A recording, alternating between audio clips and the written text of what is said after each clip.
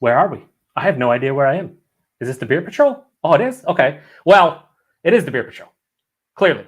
And I am joined by a friend over here somewhere. That is Sam Smalley, a.k.a. Sammy or Sammy Boy from Short and Stout Beer Reviews. And him and I are going to do what I am calling a monthly recap live stream. So every month, I typically am joined by another BeerTubing friend, and we kind of talk about all of the beer-related content posted to our channel in the previous month. Since it's early May, we're going to be talking about April beer reviews. It's basically beer reviews. I say beer content, but we usually focus on just beer reviews because that's what a BeerTuber is for the most part. You get the home brewing section, you got other people that do different kinds of videos, but for Sammy and myself, we like beer reviews. So Sam is a relatively new BeerTuber in the truest sense of the word, as in reviewing beers on YouTube. You started your channel, what, Sammy? Was it late last year? It was just prior to New Year. It was around Christmas time last year. So I've only been going for, 5 months now. Mm-hmm. But before that, Sammy was well entrenched in the BeerTubing community, friends with a lot of the UK BeerTubers, friends with a lot of the US BeerTubers, even the Canadian BeerTubers. It's been, a couple of years, right? Definitely pandemic era, like you started. Some of the old school UK guys, like I've probably been following their channel for like 10 years or so. Yeah. So Sammy reminds me of myself in terms of like interacting with BeerTubers, but then finally pulling the trigger on a channel after many, many years of like being, and I was the same way. I remember you're like, I gotta get my setup right, this and that. And it's like, it's pretty easy. I mean, you shoot all of your reviews live, right? You don't do any pre-recorded stuff. It's all live. Yeah. So yeah, pretty simple to do, I think, nowadays with all the easy technology and whatnot. So it's awesome to see Sammy jump into the BeerTubing fray. I love watching his reviews because him being Australian means I get to hear about a lot of breweries I've never heard about. And Sammy will say, maybe a little controversial, but not for him, is that he thinks a lot of the Australian craft beer is just as good as a lot of the North American craft beer and a lot of the UK craft beer. And I believe him because a lot of countries have caught up. And if you go to Australia and then New Zealand, it's like the hops are the hottest they've ever been in those regions, especially New Zealand. So you're going to get a lot of awesome hops in Australia being so close where we're fucking halfway across the world. So, and also the fact that I drink a lot of US and UK stuff, so I sort of know where it's at with different regions. And the funny thing is when you started your channel recently, you dove headfirst into those fucking hyped bucket list beers from the Pliny's of the world to the Heady Toppers and Focal to a bunch of Treehouse stuff. Stuff you haven't had ever, and you're just like, I get a chance to try that some point. First, like 3-4 months of your channel, you knocked them off the list. So that is impressive. So Broad, I want to say Broad Jayford, but it's not. It's Broad F. Jord. Broad Fjord. Yeah. Fjord's like a land. It's something to do with ice, isn't it? Over in like Scandinavia and Scotland, and I have never. Pretty sure that's what it is. See, and this is why Sammy's here to correct me. Yeah, I'm pretty sure it's like an area, like a mountainous sort of region where you have cliffs and that, and it's covered in snow. That's what it reminds me of, anyway. You are probably 100% correct. I just thought that I'm an idiot. Oh no, I am. It says, "Cheers, Joe, Sammy, and all. Summerfest back in the house." He's talking about Sierra Nevada Summerfest. You ever have Summerfest from Sierra Nevada? No. Bumpy had that the other day. It's fucking delightful, and it's like $10.99 a 6-pack or like $15.99 a 12-pack, and it's fucking divine. And Cameron says, "What is up? What's up, Cameron?" Cameron, I almost reviewed the that banana split stout, pastry stout from Moore tonight, but I went with the side trail because I don't know, I just did. No rhyme or reason. But soon. Anyway, I love it. Blood-faced Biatch says, very true. I was recently in San Diego and I had a great New Zealand Pilsner at North Park. So here's the thing, Sammy, with the New Zealand, do you guys get things labeled New Zealand Pilsners or like New Zealand IPAs too in Australia? Yes. You still do? Yeah. It's only been sort of in the last probably year where it's really taken off. Interesting. Yeah. So yeah, I don't know if that's like an actual, I don't really follow the BJCP too closely or anything like that. I don't know if it's an official, like if New Zealand Pilsner, New Zealand IPA is actually official, but I know a lot of places are putting those on the label. So I guess it makes sense. Anyway, that's it for comments. So we are going, how this works, I always have to preface it by saying, this is how it works, because some people are like, what the hell's going on? So I'm going to do is I'm going to bring up Sammy's channel. We'll show all the videos he had for, recent videos. And then we're just going to go through the ones he reviewed in April. And he's going to briefly talk about each one as we go over them.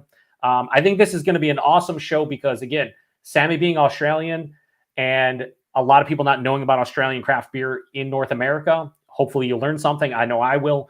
And we'll go over it. And it's just not strictly Australian. I'm sure there's a couple other beers that Sammy's reviewed from the UK and maybe the US and whatnot, but it's going to be predominantly Australian beers for the most part. So I'm going to bring those up now, and we're going to start going after them. So anything else you want to add, Sammy? No, I reckon it's going to be good just going back and seeing what I did. Yep. So let's see how I want to do this with us. And there'll be a lot of silly live streams in there, hence the photos. Yeah. No, I don't want that. Yeah, I guess we'll do it. This is the best way to do it. All right. So as you can see, I went through Sammy. I went through, I think it's like 36 beers you reviewed last month. Specifically, that doesn't count the live streams you did here. Like, there's a high chance of Colonel Sanders is getting visited today. Honey, you think KFC's open? Yeah, but outside of that, 36, which is very comparable to the amount that I reviewed in April. So yeah. You're very consistent as well. You typically do like a live stream almost every day. If not, you do a couple to make up for it. So yeah, it just depends on my work schedule, to be honest. Gotcha. All right, so the first beer here, and a lot of people don't know about Victoria Bitter. This is Sammy's go-to macro beer. He likes it as a little bit more character than your typical adjunct lager. So this was a low carb version. So how did this go over? So it actually wasn't too far off the OG. So I was quite impressed by it. Because a lot of times when you go the beers that they class as like low fat, low calorie, they're quite often trash. Yeah. And this one like hit the spot. So like, say if I was to go to a party and they only had that version of EB, I'd be quite impressed because it wasn't that far off. Now, it was good. Now, was it just strictly low carb, or was it also lower in calories? Now, good question. I think it just classed as low carb. It probably has a little bit less calories. Remember. Yeah, I would assume it has a little bit less calories. The only thing I noticed that was like it was a little bit lighter in body, and it didn't have as much sort of oomph with the bitterness. It was almost like there was maybe slightly less malt, slightly less hops. Gotcha. Yeah. Also, what are you cracking open to drink? I forgot to. I'm drinking. Let's see if I can. Hang on. Let me see if I can bring it up. Yeah, back to what we were at here. So I'm drinking Side Trail. Just reviewed it. Kettlehead and Trillium, delicious double IPA. And then Sam. I've got. It's called Better Than Lego. Yep. And it's by Mountain Culture, which is one of my favorite Aussie breweries. Never heard of them. It's a triple New England IPA at 10%. And to be honest, it's not quite as good as some of the others. So I think they've with their triples, they can be hit and miss at times. They're better with their doubles. Okay, that makes sense. Nice. So he's starting off with a light boy, no big deal. All right, so we got a couple fucking Harry. You want to read this one for us? Yeah, I don't think so. Harry. Where have I heard that name? Is he a footballer? He has to be trolling you, I'd assume, right? Yeah. Let me see. I did a little bit of promo, to be honest, before the show. What up, Harry? Thanks for stopping by, buddy. And then Broad Fjord says, Sammy, have you tried Balter Brewers? And yes, it's fjords like in Alaska and Norway. My name is Bradford. Apparently, is derived from. Okay, yeah, it said wide river crossing. All right, cool to know. I always just thought I was like, did he misspell it? No. Okay. Yeah, I just always remember fjords as being like a thing in Scotland and Scandinavia, and that when you see the big cliff faces over water, and they've got snow covered, and Balter, They were one of sort of the earlier craft breweries in the mid-range. They were owned by a lot of the Australian surfers. So Mick Fanning, do you know Mick Fanning, the one that punched the shark? Oh yeah. I So don't he know his was name, one but of them. yeah, that's interesting. And they started off and they poached one of the best head brewers in the country. Oh So yeah. they were unbelievable from the get-go, like really good craft brewery. Their XPA, which is sort of like an extra pale ale, is like an American style pale, sort of in between a pale and an IPA. It was around, it would have been sort of high fives, I reckon, percentage. Okay. Yeah. That was probably like one of the most popular beers in the country there for a while. So yeah, I think they pretty much built the brewery to make money, like make a huge profit from it, sell it off. So now it's actually, I don't know who it's owned by, probably Asahi or one of those. It sold out a couple of years ago. But yeah, their beers have always been awesome. Like even today, they're a bit like Pirate Life, another brewery there in Adelaide. They sold out too, but the original owners still have full control over what gets pumped out and a lot of the decisions and stuff. So they're still really good quality craft, even though they're owned by a conglomerate. Yeah. So it's like even though they got more resources basically, but they still kind of Yeah, control everything. yeah. That's good to see. Cool. Awesome. Rick says, I cheers. And fucking Rick just on Instagram sent me a message of the New England Brewing Company, known for a bunch of different beers. They're doing a Mexican chocolate cake imperial stout. And he's like, he sent it to me and goes, hot damn. I'm like, you mother effer. He's sending me that shit right now, Rick. Hopefully it shows up here. And Broadford, I'm just gonna say Broadford because that's his last name is Broadford. He says, oh no. Being bought off, I guess. No. Oh, no. Okay, we're gonna go back to all right. So the next one was from the brewery that you're drinking a beer from right now, Mountain Culture, a mountain culture in the Hunt. It was an Easter Imperial Stout. What the hell does that mean, Sammy?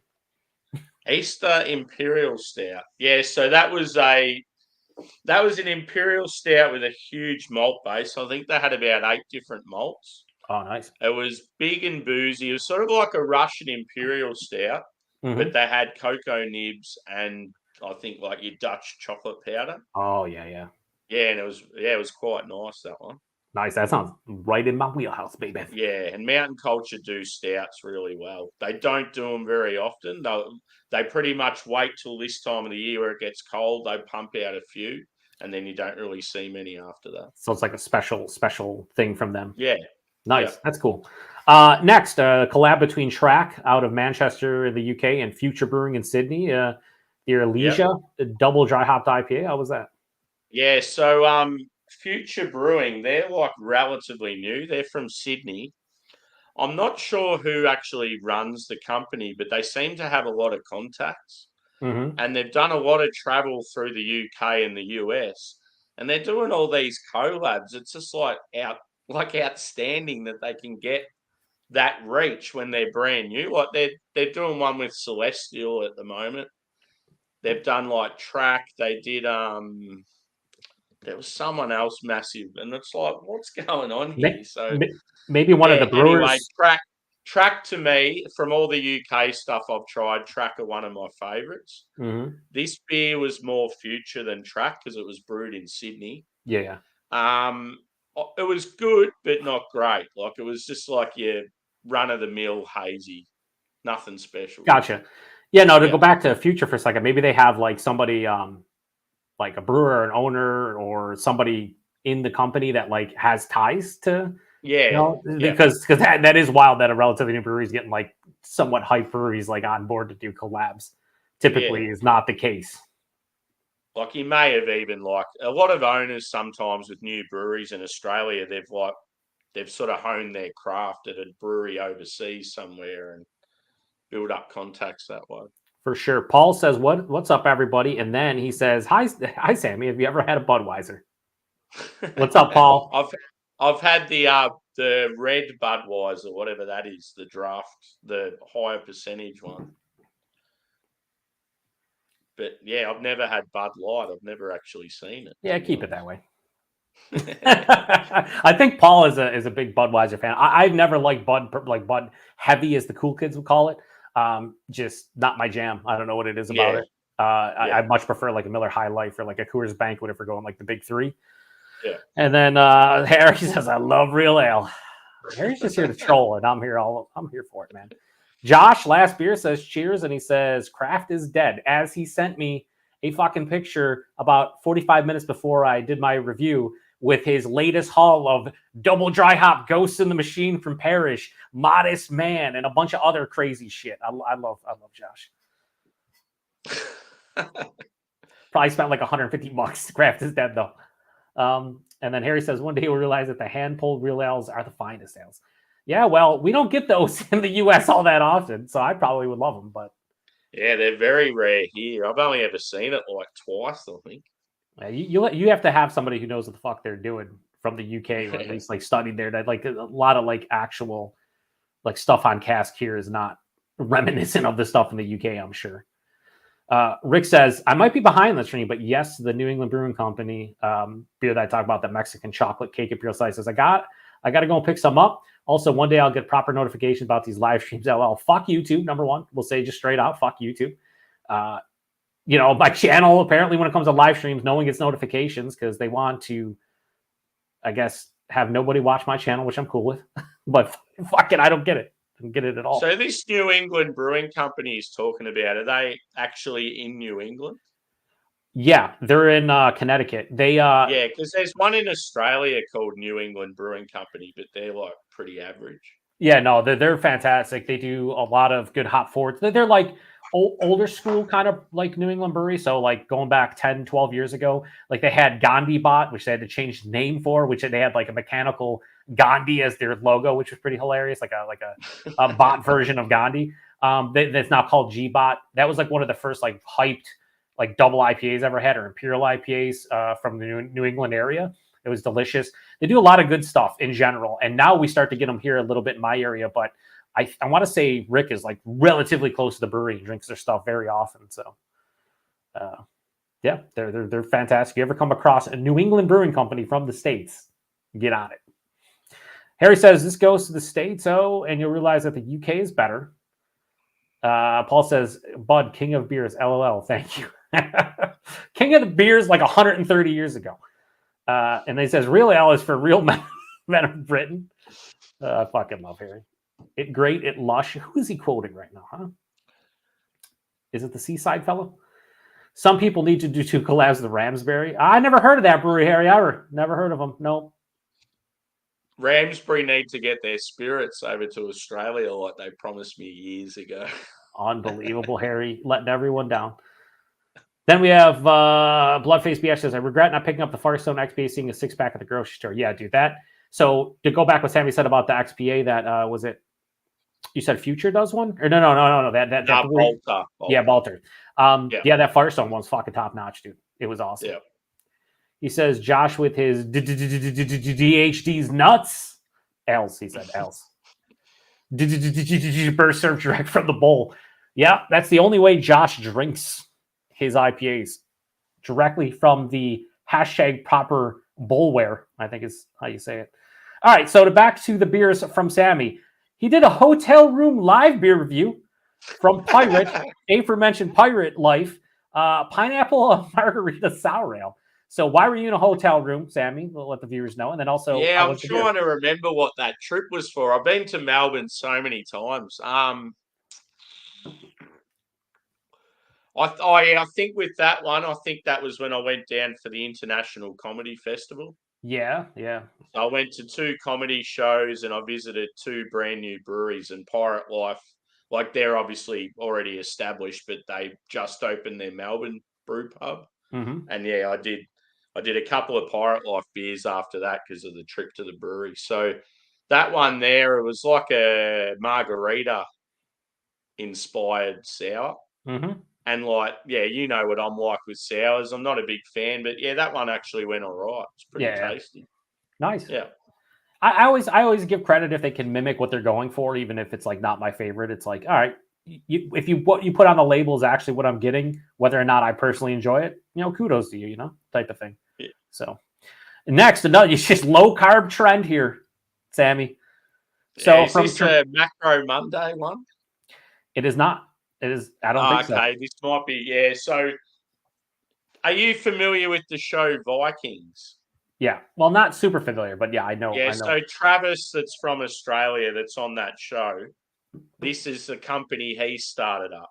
Okay. So he's come back to Australia, and he always wanted to start up his own sort of beer company, just beers for the common people, like easy sessionable lagers and that you can have while you're out fishing and that sort of thing. So yeah, I was like, I'll give that a shot. And yeah, like it's your barbecue beer pretty much, nothing special, but it's probably better than some of the macros out there and good price points. So yeah, not too bad. Well, here's a question I have for you. Since it's low carb and the Victoria bitter low carb, what would be the preference between the two? No, I'd still go VB just because it's got more of that hop bitterness and. Is it cheaper as well? I think I got a feeling they're around the same price. Okay. Yeah. Cool. And then next, you had an AFL Gather Round halftime review of the Red Hill Brewery, their Scotch Wee Heavy. Yeah, so Wee Heavy's obviously a style you don't see a lot of these days.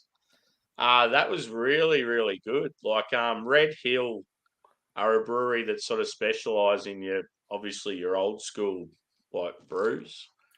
And yeah, they nailed that one. It was like really, really malty, like that burnt toffee flavour.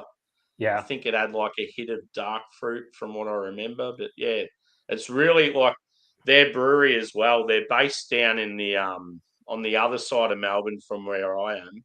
It's called the Mornington Peninsula, and they're up in sort of the hills. Okay. And it's like a really nice setting. Like it's got a real sort of farmhouse vibe, and they've got like a big barbecue cooker. They do like slow meat, and yeah, it's Jesus! really All right, listen, you're making my valve twitch. Yeah, that sounds like an awesome spot to hang out, though, for sure. Yeah. Paul says, Sammy, if you could drink one beer for the night, what would it be? VB. Now, if it's like a beer that you've got a session, it's got to be like a nice Hallis lager or something like that. Yeah, low ABV. And let's just say, Paul, the one that I would probably drink, I'm going to drink shortly, so you'll see it. Oh, shit. Spoilers! Josh says, I'm going to do a monthly Instagram recap. I'm sponsored by Hop Culture now. Does Josh ever tell the truth, you think? You think he ever tells the truth? I don't think he ever tells the truth. Last I seen of Josh, he was on Jackman's show, so I don't know if that's still going or not. He probably is. He's probably on the panel away from his fucking camera, just typing in the chat here. And Broadford says, camera nerds rule. And then Bloodface Biatch says, G-Bot is fire. Yeah, it is. G-Bot. G-Bot is a beer if you ever see it in your neck of the woods, Sammy. Like if you just get like a random drop of some US stuff, like seek it out. It's a really good, you'll like it because it's an old school, like Vermont style, even though it's Connecticut based. Like so, like an old school New England double IPA where it still has a decent good bitterness to it, right? But it still has like fruitier characteristics, but it's kind of that like hybrid type of style. That's my memory of it. He said, Paul says, sweet, must stand by. And then Harry, Special Brew is a lovely ale. Every time I see Special Brew, it reminds me of the Ricky Gervais show. Yeah. I think it's Derek. Yeah. Is that the show? Yeah. Yeah. Yeah. And the guy that's at the nursing home, his mate that's always hanging around, and he's like a drunk. There you go. As they say in that Ricky Gervais sketch. Yep, for sure. Spot on, Sammy boy. And then, Sammy, we had a Thirsty Thursday and a Frothy Friday. We're going to ignore that because that's just a live stream that went 7 hours. A 7-hour live stream. Probably like the last 3 was everyone just passed out, right? And then you come back and you turn it off. So, all right, next one is Hop Hog American Pale Ale from Feral Brewing Company. Yeah, so this one was nostalgic for me because it was one of the first craft beers I actually got into. Mm-hmm. And I got into craft beer, I think it was around 2013 or so, somewhere around there. And Feral Hop Hog was the shit. Like, it was so good back then. Everyone was like, "Oh, this is phenomenal!" Like, and like you, I remember the first time I drank it. It was like really sort of prickly carbonation, as bitter as anything. And you go back and drink it now, and it's pretty much the exact same recipe. But like, it's amazing to think that like your palate's changed so much that you'll drink an American pale now and think that, oh yeah, that's It's nice, but yeah, it's the bitterness is just not what you expected it to be. it's like people who, probably, 30 years ago tried like Sierra Nevada Pale Ale for the first time and was like blown away by what was going on with Yeah, that beer. Probably a similar experience you go back to. You're like, yeah, it's good, and it's a fun for nostalgia sake, and it's probably still a really good beer. It's just like yeah, it's crazy to see how far beer has come. yeah. Nice. Next we have the spontaneous sesh here with George. With his epic pose there. But then you got the Pirate Life Showcase. So your own. Yeah, so obviously, because I did that recent trip to the brewery, Mm-hmm. I thought I'm going to do their OG beers that I got into when I first got into craft. And I did the pale ale, the IPA, and the double IPA. Yeah. Yep. All phenomenal, still as good as what they were when I first got into craft. So that's why I love Pirate Life. Like, Doesn't that warm your heart when that happens? It's like, are yeah, they still as good as I remember them being, and they end up being exactly yeah. what you remembered them being? Yeah. Because I was like, they were my mountain culture back in the day. Like, I was a massive fanboy. Mm-hmm. And when they sold out, I was so disgusted. I was so pissed off.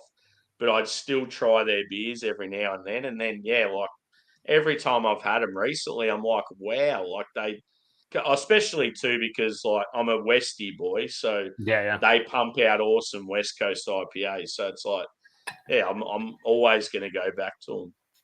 And yeah, good people as well. Like I seen the growth of the guys, like when it was just it was a father and son, and the son's best mate. They were the ones that started the company.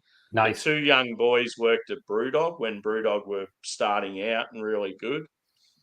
And yeah, they come back to Australia. They're actually from Perth, Hmm. but they decided to start the brewery in Adelaide because it's in the middle of Melbourne, Sydney, and Perth. And Mm-hmm. they wanted to be able to distribute sort of all the way across Australia. Plus, Adelaide's a bit cheaper. So Yeah. Yeah. yeah, it actually worked in their favour. Like, it worked out really well. And then Smart business obviously, plan for sure. yeah, obviously they took off and they got offered so much money. They couldn't say no. They ended up selling. That's the thing. I never blame any of these breweries for selling out. It's tough when people throw millions and tens of millions in some cases at you. It's like I can't fault them for not turning that down. Like it's Yeah, you're yeah, set for life. Maybe you're the rest of your family set for life. Their family. Like it's yeah, it is what it is. And if it was another industry other than beer, like people would probably be like, whatever, right? But because people look at craft beer as being this tight knit community, it's like, yeah, but at the end of the day, you know what it is? A business. And you can't fault business people for making business decisions. It's the way I look at it. So, And when they've still got a lot of input in like the brewery decisions, and they're still sort of like the face of the business, that's what I like. yeah, that's cool though. They have they still have a big hand in it. It's not like Yeah. some of these breweries that just get bought out and then they just get fucking absolutely gutted. Like it's not Mm. that at least. Poppy says, "Wish I could sell out a business for life-changing money. All you got to do is start a great brewery." Poppy, what's up, Poppy? Nice of you stopping by, Mister. Posting 7,000 fucking videos in a single day. I'm gonna need you to settle down, good sir. Broadford says, "I had experience with Victory Hop Devil 25 years ago. It was mind blowing. Now it's just pretty good." Yeah, I mean, I think our palates obviously change over the years, and sometimes it comes full circle, right? But also just the sheer amount of resources, and then that can go even further to ingredients nowadays compared to 25 years ago. It's like it's very unfair to compare a lot of the beers. Like people are like, oh yeah, that beer is not good because whatever. It's like, yeah, the recipe's 25 years old. You know what I mean? Like there's so much with just hops themselves over the last 25 years, where it's like what Victory Hop Devil was hopping their beers with, back in the early 2000s. Not the same, which is what is available now. You can't compare that beer to like something that's brewed with like Strata and Nelson and what. It's like it's not a fair comparison. And then Poppy says, hey, it was 3 Kiss My Ass. I appreciate it, Poppy, because I love coconut. So the coconut Dr. Pepper Zero Sugar, I will be purchasing it for sure. Oh, coconut Dr. Pepper. That sounds Creamy coconut Dr. Pepper, it's called. So.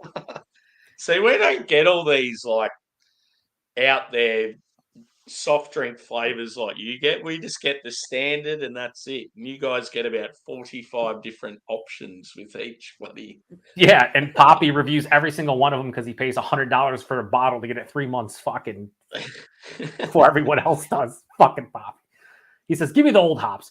That's the thing, like a lot of the old hops I still love. Like the old, like Cascade's still a fucking fantastic hop when used properly. The Simcoes, the Amarillos, the Centennials, the Chinooks, like all of those old school hops I still love. I love the new ones too. It all depends. I mean, it really is based on what the brewery can do with those hops too. Like it's skill based a lot of times, and where you're getting them from. Like the Cascade grown in the U.S. is much different than the Cascade grown in the New Zealand. Like it's not all. That New Zealand Cascade's fire. It's awesome. It's fucking so much different than the American one. It's wild that that's actually the same hop, just grown in a different area, the terroir or whatever, right? Like it's amazing. All right, so to ask and you shall receive, Paul. Well, actually, I'm skipping ahead because I was going over your working title, third birthday beers. So, you had their IPA, double IPA, and triple IPA. So speaking of another brewery that's awesome with their West Coast, working title, they're based up in Brisbane.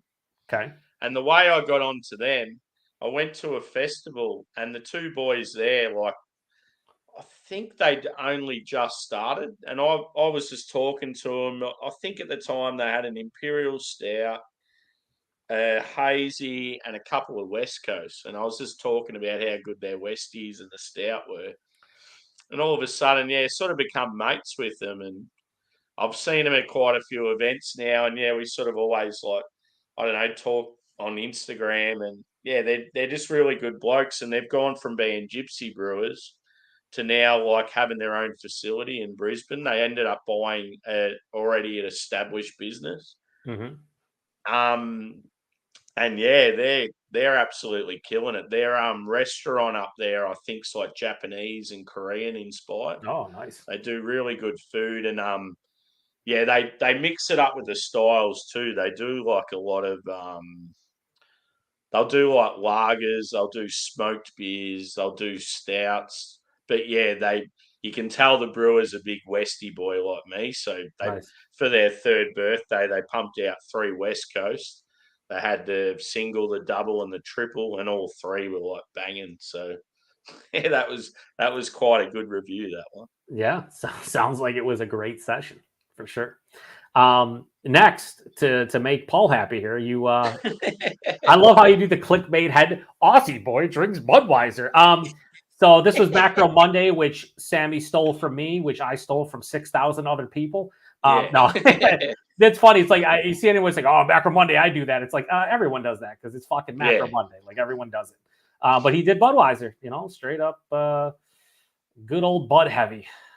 And as I said, it was like I don't know. It was exactly what I expected. I think I've had it before, like over the years, but it's like it was just a basic macro, not as good as some of our Aussie stuff, but also better than some of our stuff. So just run of the mill macro beer.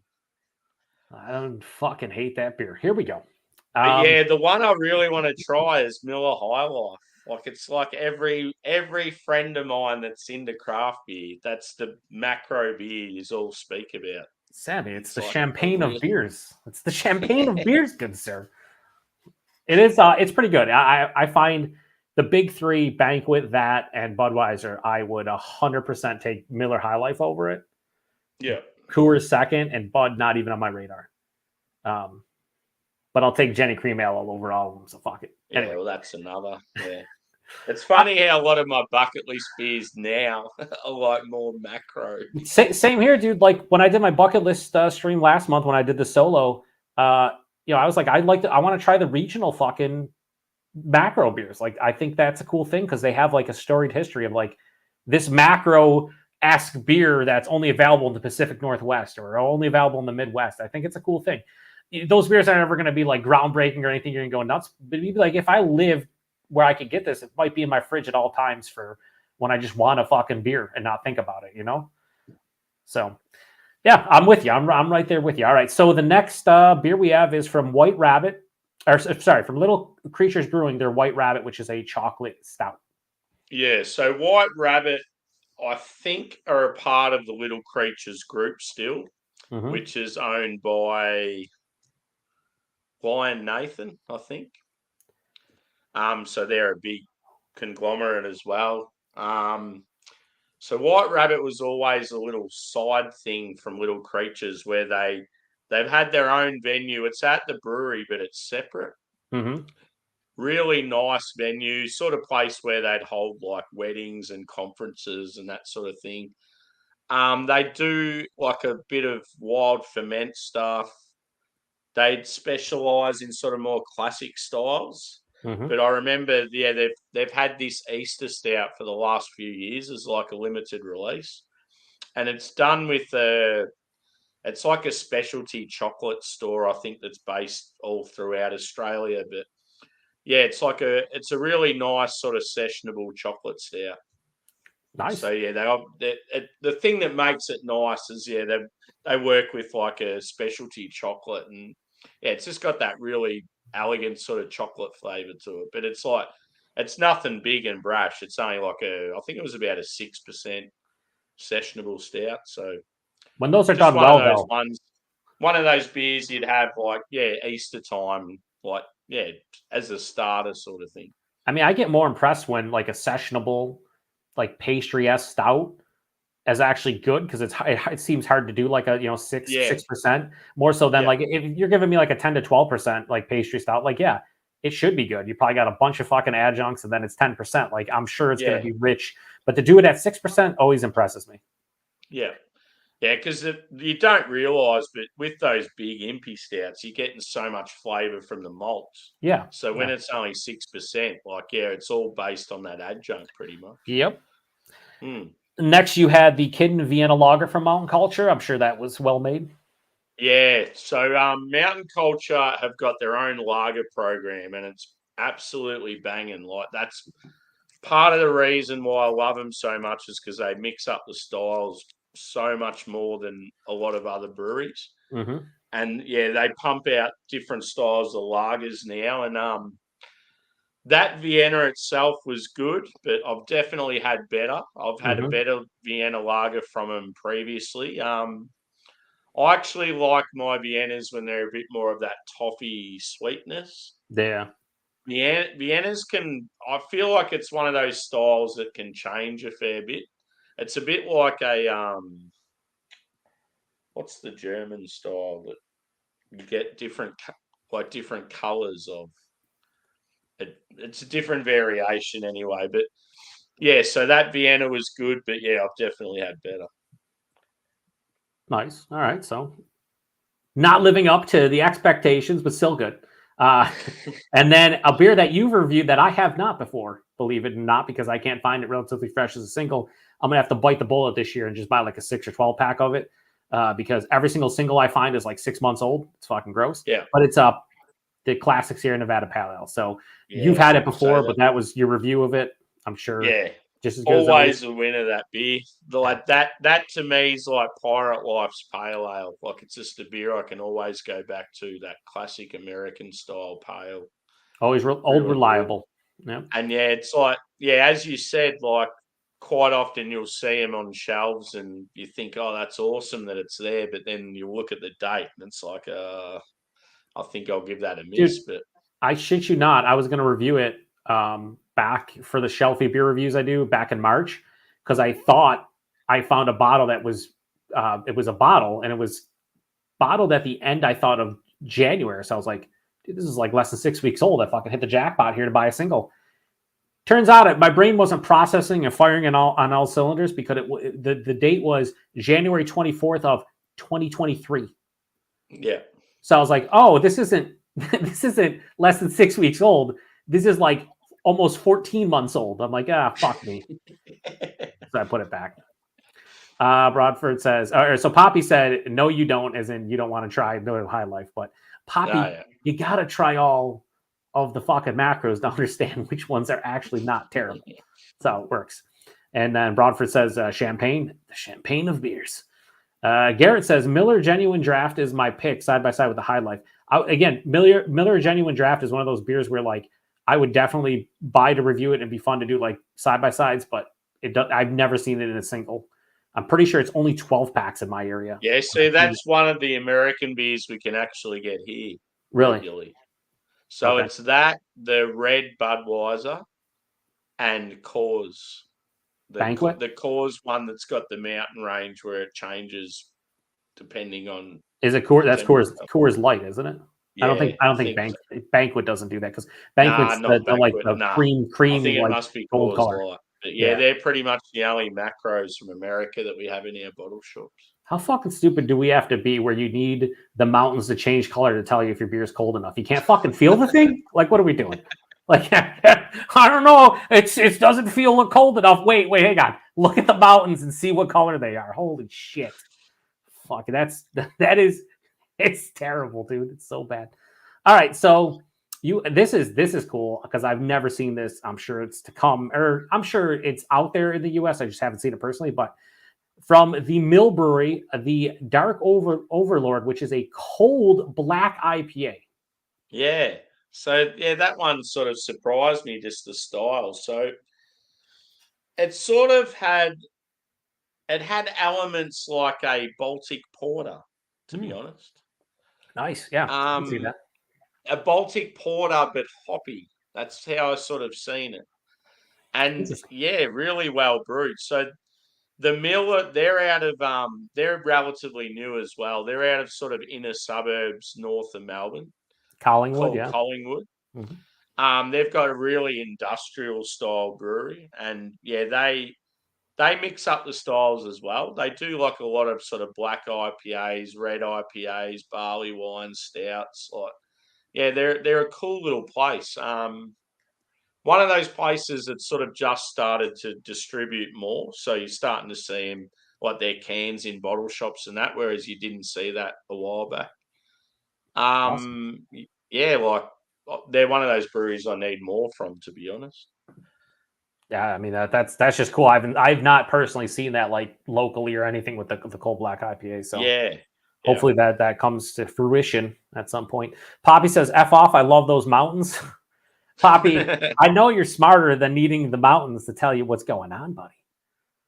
Now they need to put it on like a fucking Dr. Pepper can because I don't know how cold my fucking soda pop is. Jesus Christ.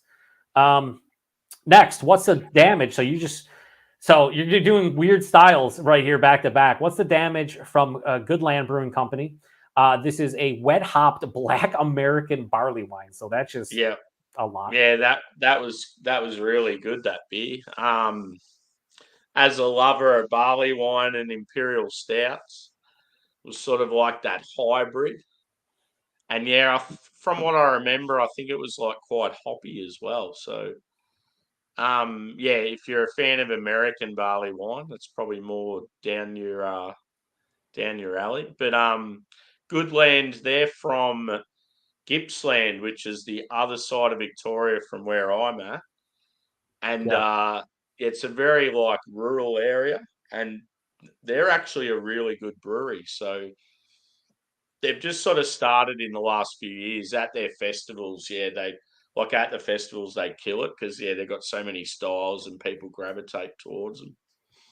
Nice. Poppy says it's not about need, it's about cool. We have the technology to make these mountains turn a different color when it's at proper drinking temperature. Should we spend millions of dollars to put them on the label? Yes. All right. So Cameron says PBR is superior to the rest of the American macro lagers, but that just might be the Midwestern bias to me. I would say it's up there. Of course, everybody who drinks it then is labeled a hipster, but I think that's good. I think Hams is good of a lot of the regional. Narragansett in the New England area is pretty fucking good. I need to try PBR again. I haven't had it for a while.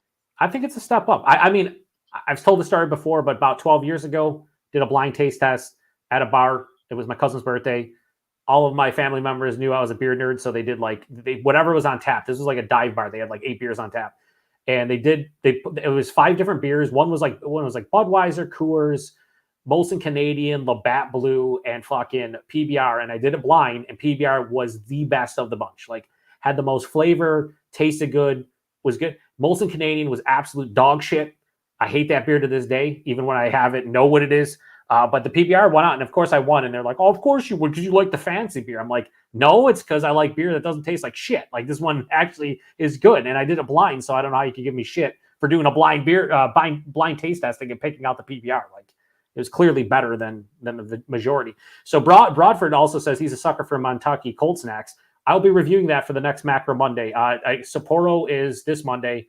And then in about 3 weeks, I'm going to do the Montucky Cold Snacks. So Montucky Cold Snacks, I don't know if you've heard about it, Sammy, but it's basically like, it's a macro beer that was started by like a couple dudes that in like I think it was, they brew it in Wisconsin, but like they're from Montana or something. So a lot of people like it, and it's real cheap too. It's like $7 a 6-pack, $7.50, something like that.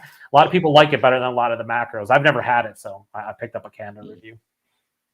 But I think when it comes to macros, more so than micro and craft beer in general, everybody has their favorites, and everyone has a bias towards whatever that their palate enjoys. You know what I mean? It's just how it is. So, you know, I can see how people would like Budweiser. I just don't like it. And, you know, then there's like Genesee Cream Ale. I've seen people post comments on my review who are like, "Oh, this is dog shit. I would never drink this." I'm like, okay, to each their own. It is what it is. Next, you have from the Great Northern Brewing Company, the original versus the Super Crisp. Yeah, so Great Northern. Mm-hmm. Unfortunately, Great Northern is the most popular beer in Australia at the moment. Really? So it's brewed by the same, like CUB, Carlton United Breweries that do like VB, Melbourne Bitter, Carlton Draft, all the Carlton variations, Foster's, all that sort of stuff. Yeah. When it comes to macros, these are the popular thing now. These real watered down. Like to me, this tastes like Corona, and I hate Corona. Like I'm not a huge fan. For me, it's just watered down beer. Like it's got no soul to it. So yeah, I just did them for Macro Monday because it's obviously the most popular beer in Australia, and yeah, it's like I don't really want to drink them again. Get them out of the way. They done. Yeah. But so yeah, I think they've got the OG, and then I think one of them was like lower percentage and even worse than the other. So certainly nothing to brag about those beers. Now you got a collaboration, a Southern Fishing IPA from Hop Nation and Mountain Culture. Yeah, so that was a bit of a piss take on the previous beer. So Mountain Culture and Hop Nation, two of our best craft breweries, have got together and made a fishing IPA, and they've pretty much like taken the piss with the name of the beer and the label. Gotcha. Yeah. I see so it. much like Great Northern.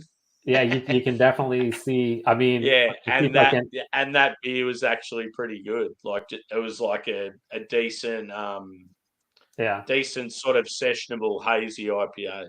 Yeah, you can see the slight difference, but I can definitely see how that is a parody. Yeah. So what's I think so. Yeah, you've got Great Northern, and I think what's it called? Grouse Southern. Yeah, or something. Grouse Southern Fishing IPA. Yeah, that's pretty funny. I thought that was pretty clever and witty. Yeah, that's actually pretty hilarious, honestly. Yeah. Next, you have Hidden Frequencies Volume 1 IPA Galaxy and Eclipse from 2 Rupees. Yeah, so 2 Rupees. They're I don't know if they're Indian or Sri Lankan, but they're two guys, good mates. They're in the eastern suburbs of Melbourne, and they're relatively new as well. A lot of their beers I've had in the past, I've sort of been like, didn't really think much of. Yeah. And I've had like a couple of mates in the craft world, like especially one of my favorite chick mates that's like right into her craft beer. She swears by them. She reckons they're unbelievable. And she's normally got a pretty similar palate to me. I'm like, I don't know why you rate them so high. They're trash. Like, anyway, she goes, you need to give them more time. You need to try some more stuff from them. So yeah, I tried this beer and it was actually pretty decent. So I felt pretty bad for paying them out in the past. That's funny. The next is the 619 Mexican Lager, which has Rey Mysterio's mask on it as a wrestling fan from Yeah. by Rocky Ridge. Yeah, so that was so Rocky Ridge, they're a WA, so Western Australia based brewery. They're probably the best brewery on that side of the country at the moment. They do a lot of different styles as well. They've collabed with most of the big Aussie guys. Yeah, 619 Mexican Lager. Like I had to get it just for the name and the can artwork. Yeah. But Who cares yeah, about the fucking beer, right?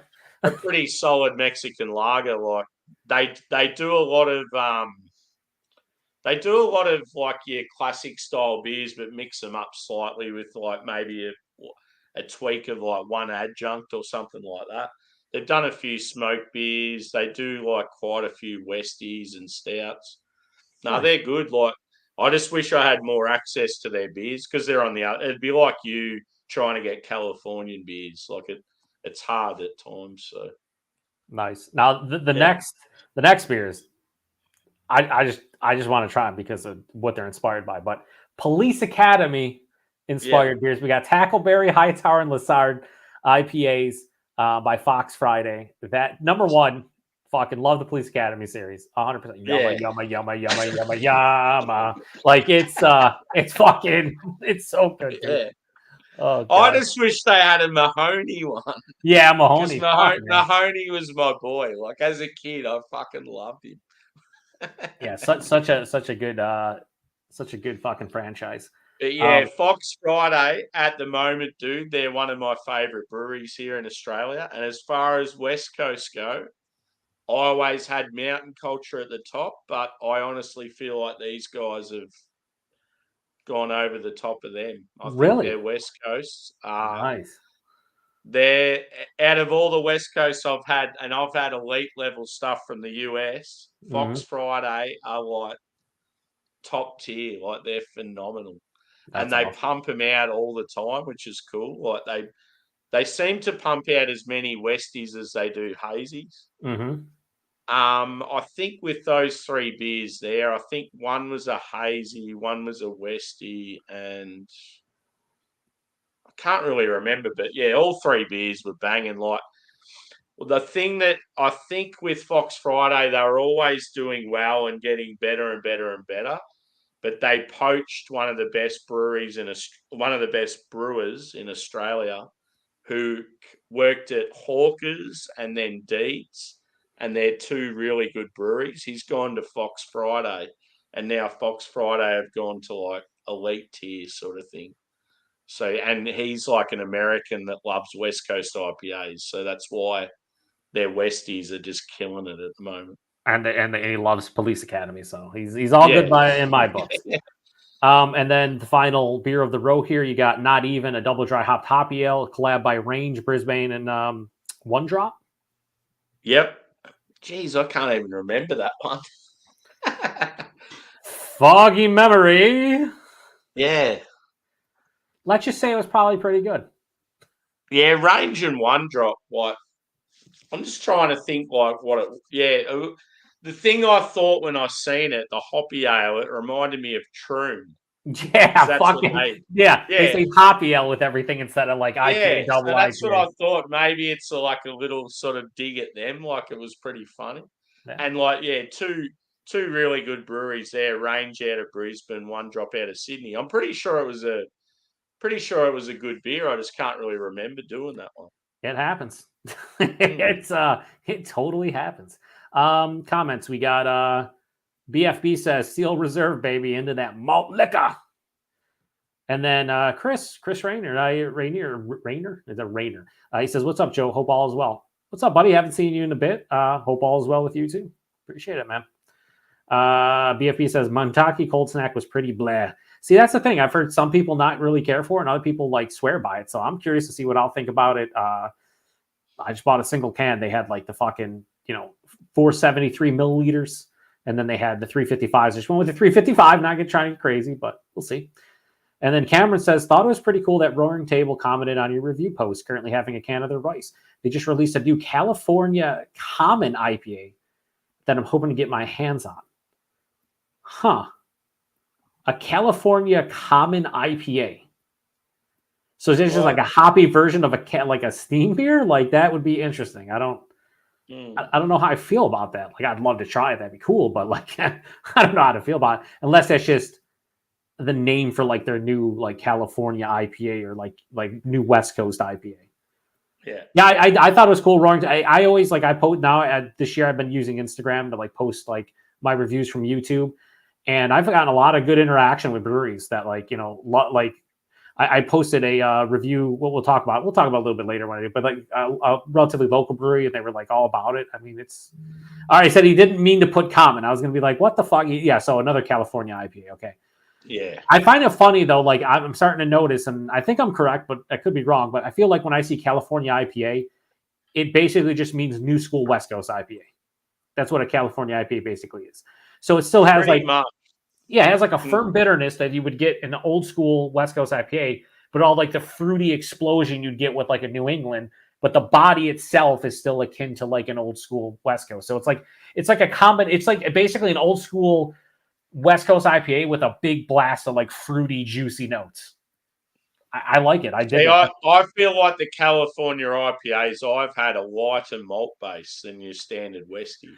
See, I haven't noticed that as much. I feel like it's lighter. Yeah. But I don't know. Like I haven't had enough to really. I've had some from Green Cheek. I've had some from like North Park. I've had the one that Cameron sent from Roaring Table. But you don't see a lot of breweries outside of California call it a California IPA in the States. Like you don't see that. So I'm just trying to see. See, in Australia, there's quite a few breweries doing Cali IPAs. Okay. Yeah, they just always seem like they're more. They've got like tropical. Because you know how you don't normally get tropical in West Coast? Yep. Quite often it'll be tropical fruit, but it seems like it's more of a lighter base, like more sort of light biscuit and bread and not so much of for sure. I'm there with you. It's almost like it almost reminds you of like an IPL or something. It almost is like lager-esque in the lightness from the malt. And the crushability factor is through the roof because it's like the malt base is light, but like it's noticeable with that biscuity, bready, sometimes even like a little bit of honey. But like that, the new school hops kind of shine through with like you said, like tropical and stone fruit, which you don't like an old school West Coast IPA. The main thing that I used to get out of the good ones was you'd get like caramel and bread from the malt. Then you would get like some kind of fruitiness, typically orange citrus base. Sometimes you get some pineapple, and then it'd have a big like resinous pine finish, firmed to like full on bitterness. Now you get that with the new school ones, but they get more fruity, more tropical. And I feel like the bitterness can still be there, but it's a lighter malt base. Yeah. It's like a more crushable West Coast IPA almost. It's kind of interesting. They're fun to try for sure. And the California breweries are fucking killing it for the new school stuff, hands down. All right. So next we have a collab from Bridge Road and Deeds. This is Dark Harvest Fresh Hop Black IPA. Multiple black IPAs in April. I'm so proud of you, Sammy. So this one was really well done. I was quite impressed. Fresh, wet hop Australian stuff. So what they do is Bridge Road, they're located right near where our hop farms are. So I think the boys went down in the morning in a van, picked up a heap of wet hops, took them back to the brewery and smashed them in straight away. And it was like, I remember it being quite roasty, but also quite hoppy. It was really nice, that one. Nice. That's what I'm talking about, baby. Little Dustin Rose coming out really excited about the black IPAs. Mountain Culture. They're riding the pine. New World Pilsner. Making shit up, and I love it. What the fuck is a New World Pilsner? That was probably one of the best hoppy lagers I've ever had. Really? It was a collab with a Japanese brewery called West Coast Brewing. So I've done a fair few Japanese craft beers lately because we had an event here in Melbourne recently, and I tried to do all the collabs and brought some stuff home. This one, so it was really dry and snappy, and like crushable. Like it had that real sort of spritzy carbonation, Mm-hmm. and then just the hop flavor on it for a lager. It was like it had the hop characteristic of a West Coast IPA, but in like a real refreshing lager, and it was just so damn good. So basically, almost like a West Coast Pilsner that you get out of like Yeah, California. yeah. Yeah. Yeah, those are Mm. delicious. Those can be a very, very, very delicious. Nice. Next, from Hawker's Beer, their Four Seasons Autumn 2024 Triple West Coast IPA. From what I remember with this one, I think it missed the mark slightly. So Hawkers are that brewery I talked about earlier. How the guy used to work for them and now he's at Fox Friday. Mm-hmm. Yep. Yeah, they're a brewery that's in Melbourne. They're owned by a Lebanese fella. He's like really good bloke. Very like very creative with his like business, like with his creativity and stuff. And Mm-hmm. he's sort of he mixes it up with styles and tries new things quite often.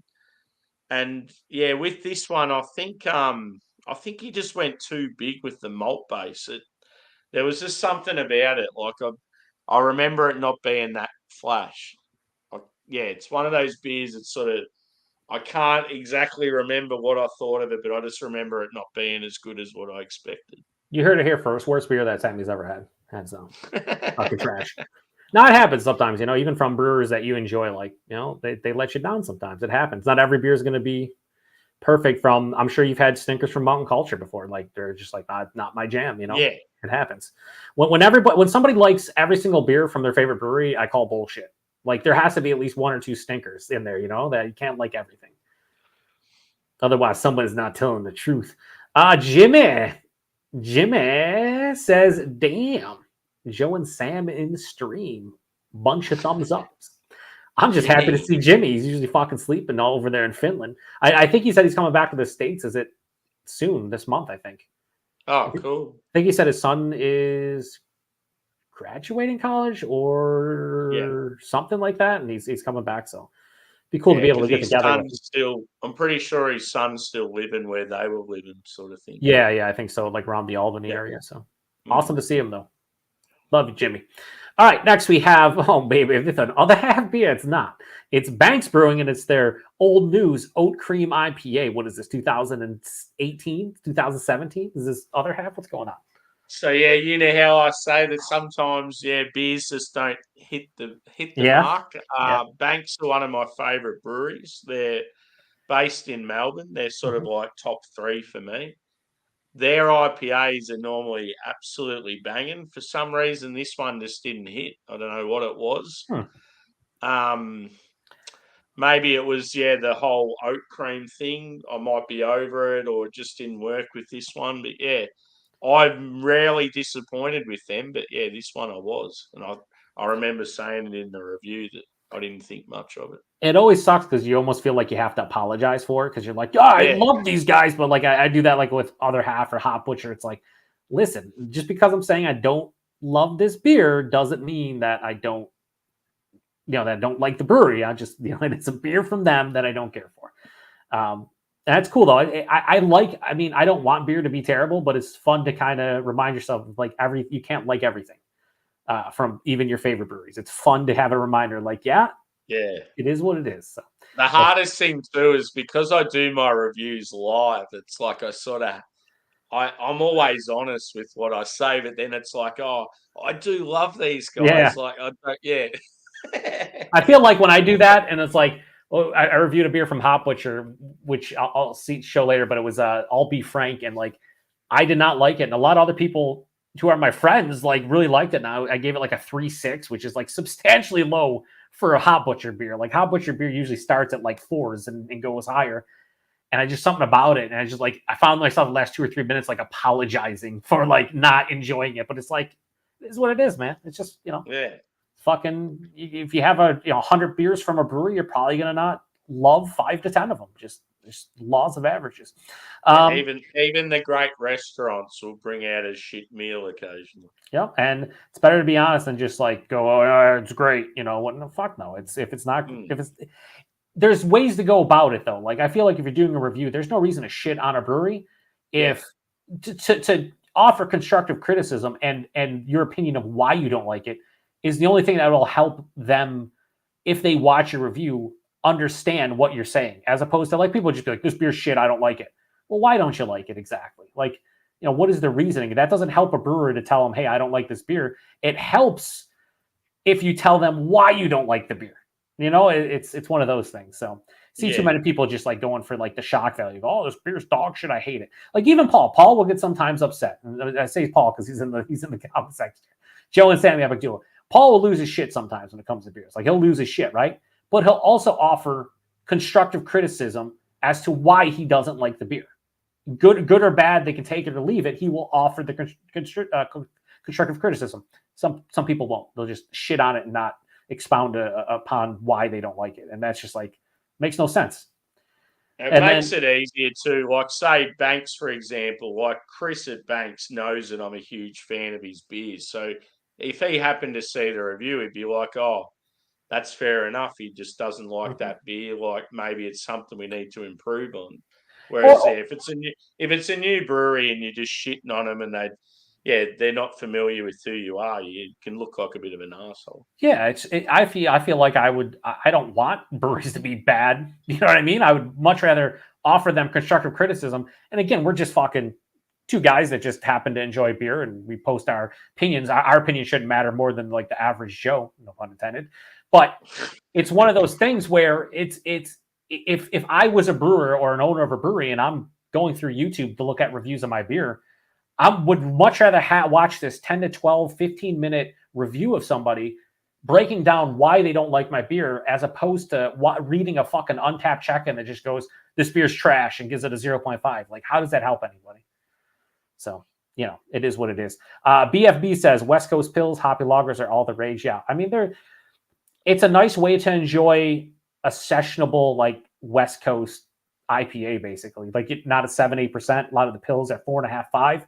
You crush a lot of them, get the same flavors you'd get in a nice West Coast IPA. Like, I get why hoppy lagers are very popular. Like, it makes total sense. I'm all about the West Coast Pilsners at the moment. I'm loving them.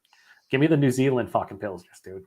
Those are fucking really good. Like, was it a Motueka hopped New Zealand Pilsner that I had? I forget the brewery. I think I reviewed it with FLX boys. That was fucking amazing. I remember, I think Dan's like lower extremities gave out on him because he loves Motueka and he was going nuts. But it's just like, it was such a fucking delicious beer. It's like, yeah, I could go to a brewery that had that on tap and just get pint after pint of it and never get sick of it. And then Paul says, I never saw MGD on draft. I don't think I've ever looked for it, to be honest with you. Miller Genuine Draft. Yeah. Next for you got another going back to Carlton and Melbourne Bitter. Now, what's the difference between this and Victoria outside? So Melbourne and Victoria are quite similar. I feel like Melbourne is a bit more sweeter with the malt base. Okay. And not as earthy and sort of grassy, and that the bitterness isn't quite as strong as what it is with VB. Okay. But yeah, just as good. Like, as far as macro beers go, that's probably my number 2 to VB number 1. Is the price similar as well? Yeah, actually, Melbourne Bitter has got a bit of a thing going now where it's like you said with PBR, it's sort of got that hipster. The city kids are starting to drink Melbourne all of a sudden. So yeah, it's actually a bit pricier than VB at the moment. So those hipster kids, man, unbelievable. Next, we got we don't just have a regular oat cream coming up. We have Mutant from a Japanese brewery. I would pronounce it, but I don't want to look more dumb than I already am. So, but it's a double dry hopped mega, not a regular, mega Uchu Brewing. Uchu? Yeah, so that was a really good hazy. I was quite impressed with that. What the fuck is a mega oat cream? Does it mean like it's a double or a triple? Yeah, I don't know why they had mega. I think that just What's better than an oat cream IPA? A mega the version. the super fun happy at what was that show on Seinfeld? Yeah. That's Yeah. exactly what I thought of when I seen mega on there. Yeah, holy shit, dude. That's a good reference right there. Yeah, so no, that I've had quite a bit of Japanese craft now, and that was probably one of the standouts for me. Really good hazy. From what I remember, it was like a sort of a light bready, biscuity backbone. It was like I think it was more tropical, that one. Yeah, Nice. really nice. Sort of like that real soft and pillowy mouthfeel. Sweet. So yeah, I never had a mega oat cream IPA, or double IPA, but sign me up, babies. Next, you had Conrad Stout, Russian Imperial Stout from a Norwegian brewery here that Yeah, I won't so pronounce. that's a classic Avenger? Lervig's Conrad Stout. If you like a Russian Imperial, like it's By the it's a book, good like one. classic by the Good book. one to go for. Yeah, Apparently, they were saying, I think it was Craig was saying you can get that in UK supermarkets. I was quite impressed wow, with that's that. fucking wild. Yeah. We might even be able to get it here. You never know. Like Mm. I go to the import section every time I go to the beer store, but there's so much fucking beer. Like my eyes see things and I just forget instantly. So, and then next is actually one of the live streams I caught you at like 3 a.m. Eastern Standard Time.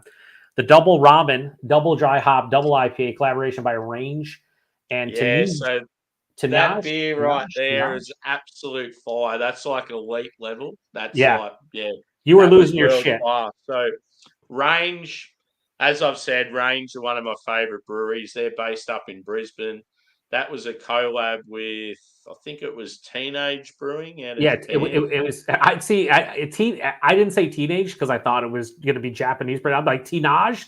Yeah, No, it's just teenage. Okay, it's just yeah. teenage. So, Okay. that was unbelievable. That beer, it was fairly sweet, but not too much. Like tropical citrus bomb. It had like those sherbety sort of vibes. No, it was awesome, that beer. Yeah, I remember catching you midway through, and you're kind of losing your shit, and I'm like, I could go for some ramen and this beer because it sounds delicious. Chris from Off the Tent shows up and says, "Hi, sexy Joe." Is there another Joe here? Who are you talking to? Me?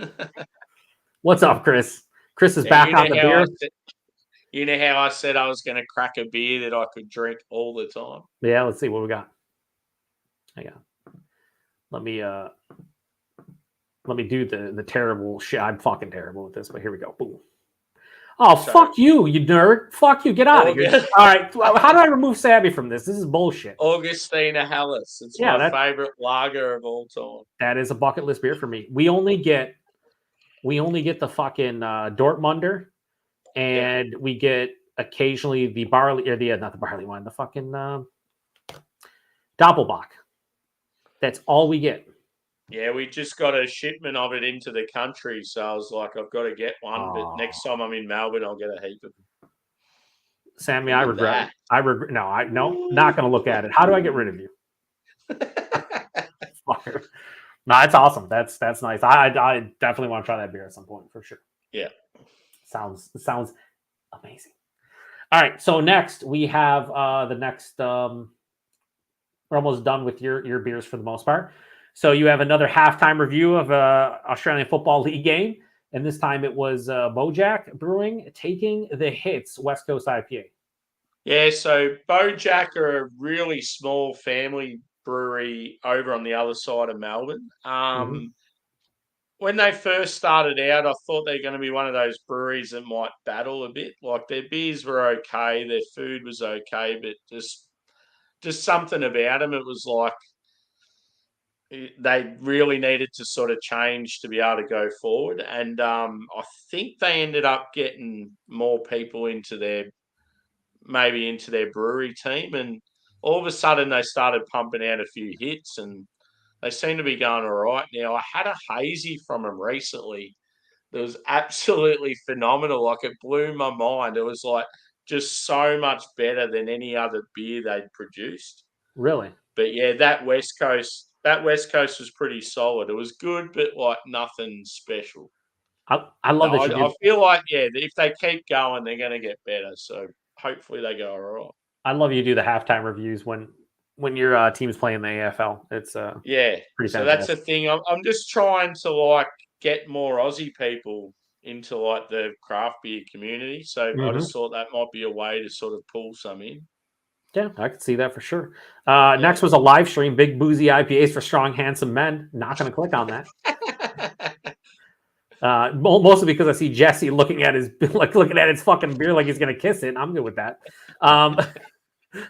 Next, you have a lot of collabs. Kicks Brewing out of Sydney, Australia, and Black Tide out of Japan. They're Falls Down West Coast IPA. Yeah. So it's that whole Japanese craft thing. It just because of the festival thing that was going on in Melbourne, I was like, oh, cool. I've got some Japanese craft for the channel. Yeah, that's awesome. So yeah, that Kicks are one of those breweries too. They're only small, only just started recently out of Sydney. Black Tide, I've had a few of their beers from Japan.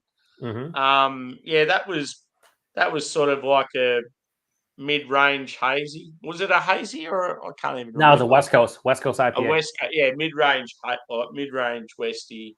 Like it was good, but nothing special. It was just good to try. Like two new Yeah, breweries it's running there. collab with the Japanese brewery that you can't get your hands on stuff. So it's Yeah, it's fun try beer. But it's a lot of those, plus a lot of collabs can go sideways too. yeah. Next we have from another one from Rock. I think we already did a Rocky Ridge one, or you did one this month. Maybe not. Maybe it was a collab. Yeah. But anyway, more energy, Cascadian Juicy. Yeah, so the reason I picked this one up was because of the style name. I was really intrigued. I said Yeah, to the guy behind the bar, I said, Cascadian Juicy. Juicy I'm Black like, wouldn't IPA. that just be a black IPA with Yeah, like maybe tropical hops? yeah, And he goes, exactly. yeah. That's exactly what I So would thought. yeah, Like a juicy black IPA. That's exactly. I've got it and took it home, reviewed it. Yeah, it was quite a nice beer. So it's pretty much like a black IPA with more of a tropical edge than more your old school hops. Yeah, you're fucking drinking a lot of all different kinds of black IPAs in April. I also had in like the last month, I've had like 3 black IPAs. I think the style is actually starting to return, honestly, quite a Yeah. bit. Nice to see. And I'm not even a huge fan of the style, though I'm starting to come around for sure. Like I'm starting to firmly dig black IPAs. Next, cool. I'm sure these are all collabs. Sounds really cool. F Series from Range featuring Finback, Fox Friday, Future, and Found. I imagine each one was a collaboration with those breweries. Yeah. Were they all IPAs? Yeah. So all 4 were IPAs. 3 were hazy. 1 was a Westie. They were all really good What was the quality. best? What was your favorite? I'd probably say the Finback one, like range of like as I said with mountain culture, like their quality is phenomenal, but for some reason when they do triples, they sort of struggle a bit. Okay. Whereas when Range do the triples, they're a little bit better. I feel like Range are like the Australian version of Other Half. Okay. Yeah. So Nice. when they did the collab with Finback, I think it was a triple IPA and it had coconut in it. Oh And shit. yeah, it was actually quite Gotta nice. leave my heart alone, Sam. That's twice now. Yeah, that sounds great. I'm It into just had that. a real smooth and creamy like mouth feel. It was like tropical, like to the nth degree. Yeah, it was like really good. I still stand by, and I've been saying this for like 3-4 years. I think Finback is one of the most underrated New York breweries when it comes to pretty much the hype styles, the hazies, the Yep. crispy boys, the pastry styles, whatever. Like, Yeah, you don't hear their name a lot. Like when people talk about like in New York State, instantly it's Fidens, Mortalis, Suarez for loggers and stuff. But like Finback does some awesome fucking stuff. They really do. yeah, They don't get yeah. enough I've love. heard their stouts are phenomenal. I think Dude, I've only ever tried one. they're really good. Really good. Mm. Yeah, so anybody in the comments, whoever's still watching, we have 9 viewers. It fluctuates between like 8 and 12. Post in the comment section what you guys have been digging over the past month. Like, I'd love to hear like if there's anything I should keep my eye out for, or anything that maybe makes it all the way down to Australia for Sammy. Like, I'm down. Like, it's the whole reason. We were having some good interaction, but I want to hear some beers that people have been drinking lately because I love to hear about beers that I know nothing about. It's part of the reason why I love doing this specifically, this monthly recap. It's nice to be able to, if people don't watch all of my reviews, to kind of recap them in a couple hours or 2-3 hour period, but also bring somebody else on the channel who's not from my area that drinks other beers and maybe turn them on. Like maybe somebody here goes to Australia at some point, or maybe an Australia brewery starts getting distro here at some point, to know like what to kind of look out for. Go follow Sammy. And that's the thing I haven't mentioned at all, but go follow Sammy. Sammy needs more viewers, more subscribers, more people looking at his channel. He not only is a great dude, but is a great channel, laid back, mellow dude who cannot drink an entire case of Victoria in one sitting. I mean, that's the type of guy he is. And then he'll give you like 33 excuses as to why it didn't happen. It just didn't happen. But I will say the fact he got through 2/3 of a case is still pretty impressive in the period of time he did.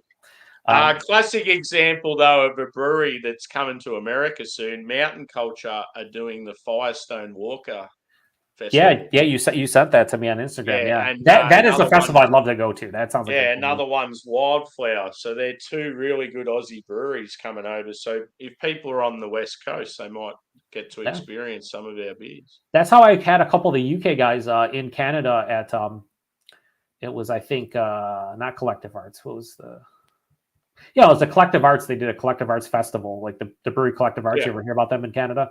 They're in Ontario, and they did a festival. I want to say this was like they started maybe like 5-6 years ago, and a couple of the UK breweries came over. I forget which ones, but like it was some of the hyped ones, and they brought kegs over, and I had for the first time like an actual true like UK craft beer that was hyped. It was kind of wild to like a cloud. It was like Cloudwater was very popular. I had like a Cloudwater double IPA and a couple other stuff. It was kind of fucking bonkers, honestly. In Canada at a beer fest, drinking fresh UK hype. It was like, wow, this is wild, you know. Rodford says Lost is Fine is a big hoppy black IPA. Now I've reviewed that one before and I really enjoyed it. And then I reviewed, we'll talk about it momentarily, but I reviewed for the Eclipse, the Solar Eclipse, Total Solar Eclipse. I reviewed the other black IPA that they put out this year. And I think it's the same ABV as that beer. I wonder if it was just renamed and it was the same beer. I don't know. Be interesting. Timothy says, Lawson's Finest. I had an IPA by them. Is it Double Sunshine?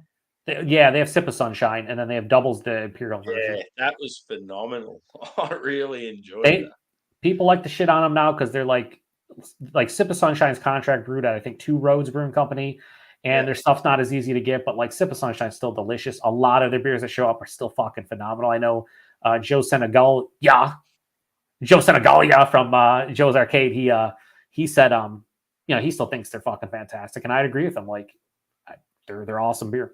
Lagunitas Waldo Special from Timothy. Yeah, I know a lot of people drinking that right about now.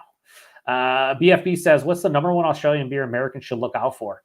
Like things that are going to get actual distribution? Yeah, that's the thing. It's too hard because Australia doesn't send anything over to the US. We get Foster's. Australian for beer. If you're an American traveling to Australia, I'd say the probably the main two you'd want to check out at this stage would be Mountain Culture and Range. Yeah, those are the two outside of you just over the years hearing. And is it Garage Project? Is that another one? That's no, they're New Zealand. So they're New Zealand. That's right. Yeah, they're phenomenal. Yeah, they're on the same level. If you're in New Zealand, they're the one you want to try. Okay, so Range and Mountain Culture would be the two straight from Australia. Okay, that makes sense. And then Timothy says Al Smith Nola and BA cans hit distro in Longmont, Colorado. Nice. All right, so we already said, can he drink a case of beer in one session? He went for a Victoria bitter. Let's just say he didn't make it. I'm still gonna do it. I'm gonna do a part 2. Are you gonna do a part 2? Because you did not succeed, so you try again. That's a huge undertaking. I'll be honest with you. It's like I said, impressive. You got through 2/3 of the case. Yeah, that's a lot of fucking Victoria bitters. Next, you did the from Deeds their black metal cherry chocolate imperial stout. Yeah, so with me, cherry's one of those hit or miss adjuncts. Medicinal, baby. It could be medicinal. Medicinal, yeah. This one was good. The the roasty backbone, like it was old school Russian Imperial vibes with like a nice cherry, like a nice. You also got like that, like you got some other dark fruits in there as well, Mm. which was really nice, and that like molassesy vibe. Did you get any Yeah, it was, kind of like a cherry cordial, like the chocolate covered cherry vibe? Did you get anything of that nature? Or no? yeah, Yeah. yeah, yeah, That's usually when they hit, well, like when the cherry hits with any kind of like cherry chocolate beer. That's usually what I get is like the cherry cordials. But when they don't, you get like they're separated, and the cherry is like you're drinking Robitussin or like some kind yeah, of like and it's like cough some sort drop. of like cough syrup or Yeah, something. it's Yeah, not ideal. And it yeah, skirts, and a lot of the cherry beers skirt the line of like, is it gonna? Oh, okay, it's not gonna be like that. And then some just hit you full on force. You're like, yeah, no, this is like I took a sip of a Russian Imperial Stout, and then I fucking chased it with like a cough syrup. Like that's not ideal. Not ideal. So it's good that that one was nice. Next from One Drop Brewing, Shiverman West Coast IPA. A lot of West Coast IPA, baby. yeah. So that Westie was really good. One dropper. Yeah, they're in Sydney. They're near the airport. So Mm-hmm. if anyone comes to Australia and they're at Sydney Airport and think, oh, what brewery can I go to first? Go to One Drop. One Drop. So So that's what we're looking for. That kind of they're information. known for they're mainly known for their fruit sours, to be honest. So Really? Are they heavily fruited or just like just fruit? yeah. So for example, that was my next beer. All right, let's bring it up here. Oh, hang on. I always gotta fucking flip it and then bring you on. Okay. So yeah, you'll see when I pour this one next. So this is a watermelon sherbet sour ale. It's pretty much based on your watermelon warheads, the candy. Oh yeah. And I don't yeah, know about in a beer though. That might be a little bit it'll be a weird. thick boy. So yeah, One Drop are mostly known for that. They're on that same sort of level as like your Mortalis, your Imprint, your Mm-hmm. Vault City over in the UK. Now, Everyone asks like who does the best fruit sours in Australia. Everyone would say One Drop. So yeah, that Westie though was really good. I think that's another style they seem to perfect. yeah. It was I remember it being like pretty old school. Yeah, it was quite like dank and bitter. I'm just happy you said sherbet, not sherbert. So many Americans say add the extra R into sherbet, and it's like, no, it's sherbet. It's not Yeah, sherbert. I don't know. Crazy. Uh Broadford says, yeah, Big Hoppy wasn't on the brewing schedule for this year. So maybe I think so, dude. It's the ABV is the same. It tasted pretty similar. I'm sure if I look at the reviews, it probably says different things, but like they may have just rebranded it for the Eclipse because of a special thing. And we're like, hey, it's a black IPA Eclipse, it's gonna be dark. Let's fucking rebrand it. I feel like that's what Lawson's Finest did, but who knows? And then you did the party because I've got a live stream. I think like wasn't that like after Angie or somebody went live, and then yeah. I think it was after Drew, maybe. or maybe Drew, yeah. But the Yeah, last beer you reviewed, as far as April is concerned, is a Fresh Hop Monster, which is a double IPA collaboration between Bright Brewery and Kaiju yeah, Beer, which I was talking to Sammy before we even jumped on, and I was just like, Kaiju, that's like actual the monsters, like Godzilla and whatnot. He's like, yeah. So how was that? And how's the brewery So itself? yeah, so yeah, Kaiju have always had that artwork dedicated to what you're speaking of, Mm-hmm. and they were one of the first like craft breweries I got into back in the day. They did a lot of high ABV stuff and really weird styles like red IPAs, black IPAs, barley wines, and that.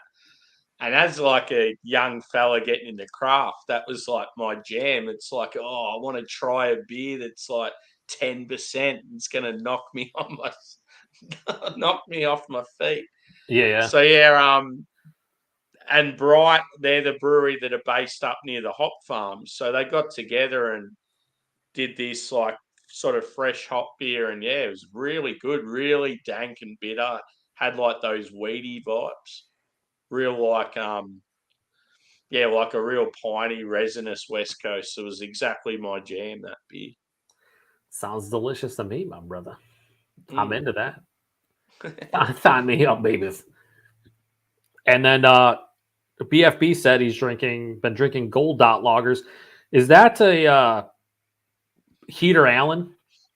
Or they're brewed at Heater Allen? I've heard Sierra Hotel, viewer of the channel, good dude, just hooks up people with crazy beer mouths. He was talking about Heater Allen, and I don't know if he mentioned Gold Dot, but Peter Allen sounds like a cigarette company. it's heater, like the heat. Oh, Heater Yeah, Allen. Heater Allen. I Yeah, said Peter Allen. Peter Allen does sound like a cigarette, like an old school from like the fucking 40s. Yeah. All right, so that does it for Sammy's recap. He drank a lot of beers and a lot of like black IPAs, West Coast, but you mixed up like that black dry hop black barley wine was pretty fucking gnarly. What was your favorite of all the ones we mentioned? Would you say that you drank? Probably the one that probably stands out. Although, like, I'm not a hazy boy, but that double ramen was phenomenal. Yeah, you were definitely performing fellatio live on air on that beer. So yeah, it makes sense. I'm picking up what you're putting down. All right, so now with Sammy's done, we're going to go to mine. And then at the end, we're going to, as long as it's not super late and Sammy's down, we're going to kind of recap. I was telling Sammy about the Brewers Association. Their what you call it? They do the top 50 breweries by production from the previous year. So back in, I think it was like mid to late April, they released the list this year. And some interesting names on the list I always find weird. I mentioned him, Fiddlehead, being in the top 50 again for like the third straight year. And people saying like Fiddlehead's not a shelfie brewery. And I'm like, no, they're in the grocery store and you can buy 12 packs for $20 of their IPA. Like they are the definition of a shelfie, like grocery store beer, which is fine because they're great and it's nice. But we'll talk about that after I go through mine. I'll go through mine a little quicker than Sammy. I was happy that Sammy took time because again, he's the only Australian like beer reviewer I know of. I know there's other Australian. I actually follow a couple of Australian like home brewers, but do you have many Australian followers, Joe? I don't think so, Sammy. Maybe a couple that are like beer tubers themselves, but no, probably not. Maybe a couple here and there. We'll go over the comments and then we'll go through mine real quick. So the BFB says Three Sons and McKellar Strong Ale, BA barley wine / stout blend called Whiteout. That was the best big beer I've had recently. Sounds delicious. I love those blends. I have one from Pulpit Rock. That's the same thing. I can't wait to try it out. Like the black barley wines, which is basically what those like blends are. Like they're fantastic. Oh, black IPA with yeah, that sounds fucking wild. I would fuck that beer up in a second. Damn. And then BFB says green or blue Foster's is all we get. Yep. Yep. Trash. Is it though? Is it, Sammy? All right. So for my reviews, we'll go through. So I started off the year. It was what you call it. Why am I blanking here? The Polish holiday. What can I think about the Polish holiday? The Monday after Monday after Easter. It's what you call it? Dingus Day. So for Dingus Day, I reviewed this beer right here from Combs, their Imperial Amber Ale. I guess it's a relatively like newer beer. Have you had some of the Combs stuff, Sammy? No. So they're just like one of the few English or Polish breweries that actually get distroed to the U.S. So they have like a raspberry Baltic porter, a Baltic porter, an English barley wine. I reviewed an English barley wine from them recently. I did it as a mystery beer, and it was delicious. It was absolutely phenomenal. And the head brewer actually commented on my mystery beer. It's like, you did a pretty good job. And I was like, holy shit, that's pretty fucking cool. I was like, yeah, I had no idea. But so I've had a handful of their beers, and their Imperial Amber Ale was really good. You don't see too many just like plain, here's an Amber Ale, and we imperialized it. So like it's Polish, authentic Polish beer. So I reviewed it for Dingus Day.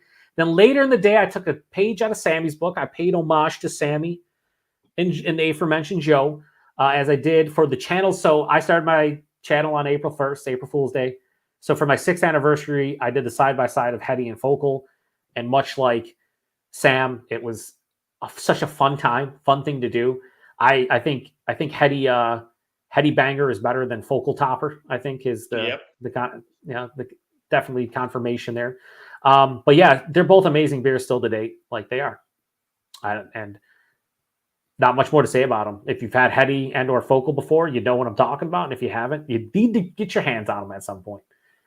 So yeah, that was a fun side by side.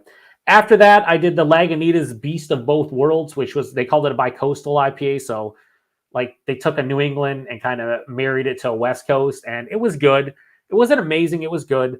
Lagunitas for me, like their classics are what I love. The Waldos. They need to bring back Lagunitas Sucks. This was nice, but like if they just didn't release this and just brought Lagunitas Sucks back, like that's all I need. I don't need these new beers. Just bring back your classic Lagunitas, for fuck's sakes. Then I got a Hot Butcher beer mail, first one in like a year. It was pretty cool. I have now reviewed all of them. Some of them I still need to post, but fun beer mail. For West York Wednesday, I reviewed a Sitmo IPA from Resurgence, local brewery here in Buffalo, Citric Mosaic IPA, and it was way better than I remember it being. Like Citric Mosaic is that classic now at this point. You could say it's a classic hop combination, or maybe like 5 to 10 years ago you couldn't say that, but nowadays 100% is. And they do it great. And 4 packs of that's like $13, $12-13 for a 4-pack. I know Sammy's over there going, what the fuck? $12-13 for a 4-pack? Yeah, no, it's and it's good. It was like I gave it a 4.25. Like it was a really fucking good beer. Next is a bucket list beer in terms of being able to review it, because I had before. Funky Buddha out of Florida, their maple bacon coffee porter. Oh. And these, now when we talked earlier, when you were talking about that Easter beer that you said was 6%, and they did it well. I forget what brewery it was.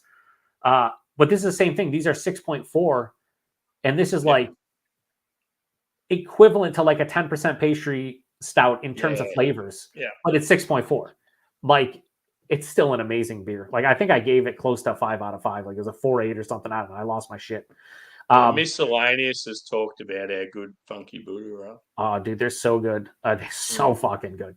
And then I got a beer mail from Cameron, who's been in the comments here. If you were the channel, good friend of mine, we chatted up. He sent me a bunch of stuff. So far, my favorite of the stuff he sent me, probably the Roaring Table rice lager, Japanese style rice lager, was fucking phenomenal. That's and then he sent me a West Coast IPA also from them that was good. But 608, they did a Hellas lager. That it was funny. He sent me 2 beers from 2 breweries that were basically like, here's a lager and here's like an IPA. And I preferred the lagers in both cases over the IPAs, which I thought was kind of not what I would have bet my money on, but it is what it is. Next, Yingling. Sammy, you never had Yingling. Yingling doesn't get over there, does it? No. But they released a Bach for the first time in like 10 years. And I'll tell you what, for a cheaper, like I think it's like 15 or 16 bucks a 12-pack for a Bach, you can't really fucking beat it, dude. Like you're talking like $1.50 a can or $1.33 a can. Like, come on. Like it was really good. Is it like the best Bach I ever had? No. Is it totally worth the money? Yes, it is. Next, from the aforementioned Joe from Joe's Arcade, he sent me a bunch of shred beer in the prior month. I reviewed most of it. This was one of the last reviews I posted. It was Thumper from Shred Beer Company, West Coast Triple IPA. So much like you said with that other Triple IPA that you drank, Sammy, where you said it disappointed you, that was kind of what happened with the shred beer. He sent me like 5 different shred beers, and this was my least favorite out of all of them. It just didn't have the intensity and the vibrancy of something that was, 10+%. And it was like, if I'm drinking this, I'd rather just drink their fucking 7% IPA that he sent to me, that it was a West Coast IPA, because it was better and lighter in ABV and I could drink more of it. So BFB says Heater Allen, Wayfinder, and Gold Dot. Okay, that makes sense. I heard about Heater Allen and Gold Dot, but didn't know the Wayfinder was in the mix. Next, from Angry Share, which I'm sure have you had some Angry Share stuff? No, I've had collabs with them, but not their own stuff. Okay. They were always bucket lists for me in the early days, but I've heard a lot of people say that they don't think they're as good as what they were. So here's the thing. I thought this beer was awesome flavor-wise, but it was diabetes. Yeah. You know what I mean? Like I got halfway through the can, I'm just like, this is just too much. Like this is the definition of a sharing can. Like let's say you go to a beer share, you pop open this can, 3 or 4 people get 4 to 5 ounces, you're happy, right? Like that's what you want to do. It was delicious in terms of flavor, but just like drinkability. Yeah, it was a big beer that was sent to me by Gregory, who also sent me the 2 Funky Buddha beers. So it was cool to be able to try it and like kind of knock it off the bucket list. I always wanted to try the Imperial German Chocolate Cupcake Stout, but it was one of those things where I wouldn't say it missed the mark. I kind of knew what it was going to be going into it, because I know it's like, here's a big fucking imperialized pastry stout. I know it's going to be sweet and rich and decadent, but you still got to rate it based on like what it is, and what it is a fucking really good imperial pastry stout. It's just, you got to share those, or at least I got to at this point. Then for the total solar eclipse in North America, I reviewed 2 black IPAs. I reviewed a local one from Big Ditch, the Western New York Eclipse, and then I reviewed the Lawson's Finest Path of Totality. So again, this is the beer where we're talking about Broadford, who said that he likes the big hoppy black IPA from Lawson's. I'm pretty sure it's a similar, if not the same recipe. And guess what? The Lawson's Finest one was better than the local one. Even though I love Big Ditch, the Lawson's Finest I didn't think the Big Ditch one had enough bitterness. Where you're going with the black IPA, it's got to have like a good moderate bitterness, and it didn't. It was almost like I know. So you had that Cascadian juicy IPA. That's what that beer was. A Cascadian juicy IPA. And I don't think that works as well as just giving me an old school black IPA. You know what I mean? Like, I don't think it.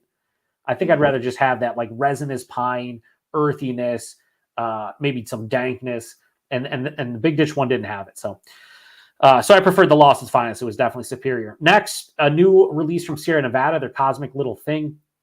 It was good. It was a typical Sierra Nevada beer. In the nose, I got Parmesan cheese.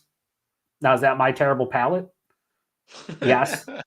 But I got Parmesan cheese in the fucking nose, which, it didn't translate to the taste, but it's kind of fucking weird. I've gotten cheese in, I don't know if you've ever gotten cheese in a beer before, Sammy, but like sometimes like Wild Ales or like Saisons and Farmhouse. Yeah, I've got it in like like Lambics or some Wild Ales and stuff. But but never in an IPA. That's so like, I was like, what is this, a fucking Farmhouse IPA? But it wasn't.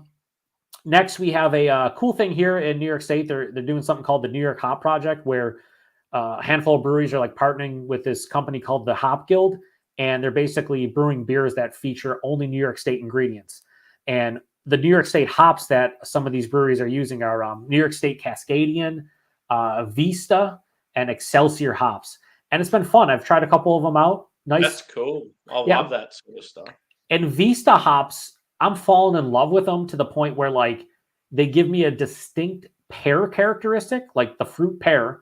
And I don't ever get that really in hazies. And I get that sometimes as like the orchard fruit characteristic and maybe lagers or something similar. But like in an IPA, dude, getting that pear character is so wildly different. And it was funny. I just reviewed one, a New York Hop Project beer from BeerTree Brew Company. And the person who runs the Vista Hops has their own Instagram page. And they replied to me and they're like, we're falling in love with you too, Joe. And I'm like, oh shit. I'm like, I'm falling in love with you guys as Vista Hops. You can't be falling in love with me. But it's one of my favorite new hop varieties, I would say, Vista Hops. I've only had about a half dozen beers, but they're fucking gnarly. Have you had any out there? I'll have to look at. Like, it's probably something I won't have access to, but it'd be cool if I come across it. Yeah, just like Vista, Vista, like Windows Vista from back in the day, the fucking worst fucking operating system known to man. Yeah, that. So this Bloom was pretty good, but it was a session IPA, and I'll just be honest with you, I've never really cared for session IPAs. It's a little bit thin, a little bit watery, and didn't. I don't think the base like malt character could hold up to all the hop character because it was only 4%, but it was still good. It was just, not great. And there I am pulling out the Bounty paper towels that I should get a sponsorship for, by the way. Like every third review, I'm busting out the paper towels. Next, we had Hop Butcher Galaxy Bowl, an all Galaxy hopped double IPA, a bucket list beer from Hop Butcher. It was fucking delicious. If you like classic Galaxy, crushed pineapple, passion fruit, big citrus vibe, like, that's what Hop Butcher does, and they did it extremely fucking well. Hopefully we get some more Hop Butcher in Australia. Like, I remember we had that tap takeover, and then, obviously the pandemic hit, and we didn't see them since. Yeah. Broadford says Kevin Davey is the brewer connection there between Wayfinder and Heater Allen. Okay. And then he said he brewed one of the earliest cold IPAs at that's right. Wayfinder, right? I think they're the ones that kind of, I don't want to say, it sounds stupid to say invented the cold IPA style, but they kind of did. That's where I remember Wayfinder, because I remember reading about that going back a couple years back about cold IPAs, and him trying to explain, like, it was tough because they're explaining like how cold IPAs aren't technically an IPL, like they're their own thing. And it was just like, I read the article and I was still confused at the end of it. I'm like, I think I know what he's saying, but I'm not positive. Garrett says, tried a red sour ale recently. The smell and taste was exact to blue cheese. Yeah. Yeah. I've gotten blue cheese in definite fucking like real sour, authentic lambics. Again, just wild ales in general. Like some of that fucking yeast character, that's the wild yeast. Like there's all kinds of crazy characteristics going on. Yeah. Your boy Brevis. What up, Brevis? What's up, buddy? Good to see you, dude. Yeah, that's awesome. I didn't think you. I guess he subbed to my channel. I remember when he hopped on yours randomly. That was cool. Nice. Hope he's doing all right. And then Cameron says the Galaxy Bowl was definitely in my top 5 from Hop Butcher, but Green Moss and Lord Octopus are definitely my top for them. My favorite of all time is their double grid. I think double IPA. Their double grid was fucking just. And what was the one with Sabro? There was one with Sabro that I fucking loved. I can't remember, but oh my god. The Hop Butcher 7.5% double IPAs that aren't really double IPAs, that are kind of double IPAs, but not really, but kind of, but not really, but sort of, because they're 7.5%. Those are my favorite from Hop Butcher. Like, so is that a thing? Is it where most of their beers are 7.5? Yeah, I'd say the vast majority are the 7.5% double IPAs. Sometimes they'll get them into the 8 range, but the ones that I've loved over the years have been 7.5. And they call them doubles. And technically, I think it's 7.5 and up is like technically a double. But most places you talk to, they say 8. They'll be like, 8's where I consider it a double or imperial. It's all fucking, there's whatever. Does it really matter? No. But I always find it funny they call them double IPAs. Next, Sweet Baby PB&J from Dewclaw. Dewclaw, known for being one of the earliest breweries that did like a chocolate peanut butter beer with their Sweet Baby Jesus. This was basically that beer with the additions of raspberry, and it was the first beer in their Sweet Baby lineup that I did not think was overrated. Like it was fine. It was good. The raspberry added enough like tart jammy vibes that it kind of tasted like peanut butter and jelly in a 6.5% porter. Like it was fine. Sounds good. Yeah, and it was cheap too. I think it was like a couple bucks a can. Like you can't really beat it. So as far as Hefeweizens go, there aren't many in the States where people are like, oh, this is the best. I know Live Oak Hefeweizen in Texas, people go nuts about. This beer from Grimm Artisanal Ales, this Grimm Weiss, their German-style Hefeweizen, the best that I've ever had. Best American brewed Hefeweizen, period. They do a double decoction on it. It's fucking just like gnarly how good the beer is. Like it's, and I don't even love the Hefeweizen style, but like props to them. They're known for their IPAs and their sours and this and that, but that beer, like I haven't met a better Hefeweizen from the U.S. And I would say, and I know this is blasphemous, it's blasphemous, but that's comparison to the Weihenstephanes and some of the other better authentic German imported Hefeweizens I've had. Like it really is. Yeah. Did you say Grimm? Yeah, Grimm. Yeah. Yeah. See, I had a beer from them recently. What'd you have? Was the Spruce Tip Goes. I have that one. It was called Super Spruce or something like that, right? Yeah. Yeah, it's good. It's just you don't see a lot of spruce beers, certainly not fucking Gozes. So yeah, I had it on. I think I had it on Beer Man's show, like when I was on the panel. Nice. Yeah, that's a good one. That's a good one. I'd love to see more like spruce tip beers, like spruce beers in general. Yeah, I reckon I've had probably, I don't know, half a dozen Grimm beers, and I've thought they're pretty good. Yeah, they do quality stuff. They get kind of lost in the shuffle nowadays with so many breweries, but they've made pretty good beers. Except for one beer we tried. Forget the German style. It's like Lichen something. It's the smoked sour beer. Yeah, Lichtenheiner. Yeah, that is the style. So they brewed one. This was like 10 years ago. And Paul and I reviewed it on his channel. It's probably still on his channel. And Paul, we're sitting like on he's like a little outside like patio. And he had like screens up, so nothing could come in. But there was a hole in one of the screens. And we're reviewing it. And at the end of the review, Paul just takes the glass and just throws the fucking liquid through the hole in his screen because he hated it. And I didn't know what was going on because that was the first within the style I ever had. But it was hilarious. Garrett says his favorite Hop Butcher is Double Snorkel Squad. I don't think I've had Snorkel Squad. I've not had the double version, but that sounds fantastic. Yeah. So next, yeah, dude, Paul's like, this shit's trash. He just throws it through the fucking. It's so See, good. I've probably had 2 or 3 Lichtenheiners and really enjoyed them because I love smoked beers, and yeah, like if they're done right with like a nice citrusy sour, it's like quite tasty. I'd like to try one now because that was like 10 or 11 years ago where I Yeah, don't think my yeah, palate was ready. Like I've been drinking craft beer since like late 09, 2010, but up mm, until probably the mid 2010s, I wasn't like there wasn't a ton of sour beers outside of lambics and like authentic wild ales from like Belgium. Like you didn't have kettle sours from every fucking brewery. That didn't really start until like the mid 2010s, a little bit later.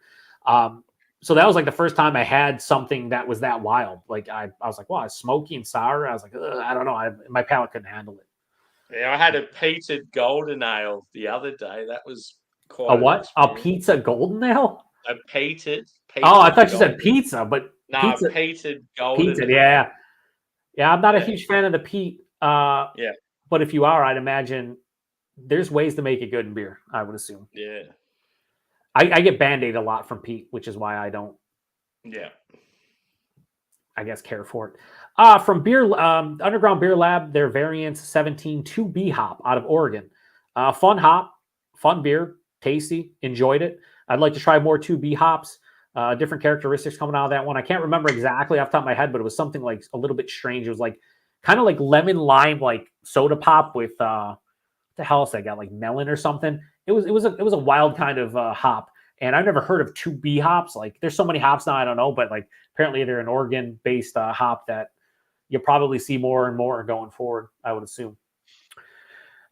Then for Macro Monday, I did some Pacifico, and it was pretty good. Now you go back to Corona, it's like, dude, I've probably reviewed like a half dozen Mexican lagers over the past year, and Corona is like here, and everything Mm, else is here. You know what I yeah, mean? Like it's much different drinking a Pacifico compared to like a Corona. Like even Modelo is way better than Corona. Like it's not even yeah, comparable.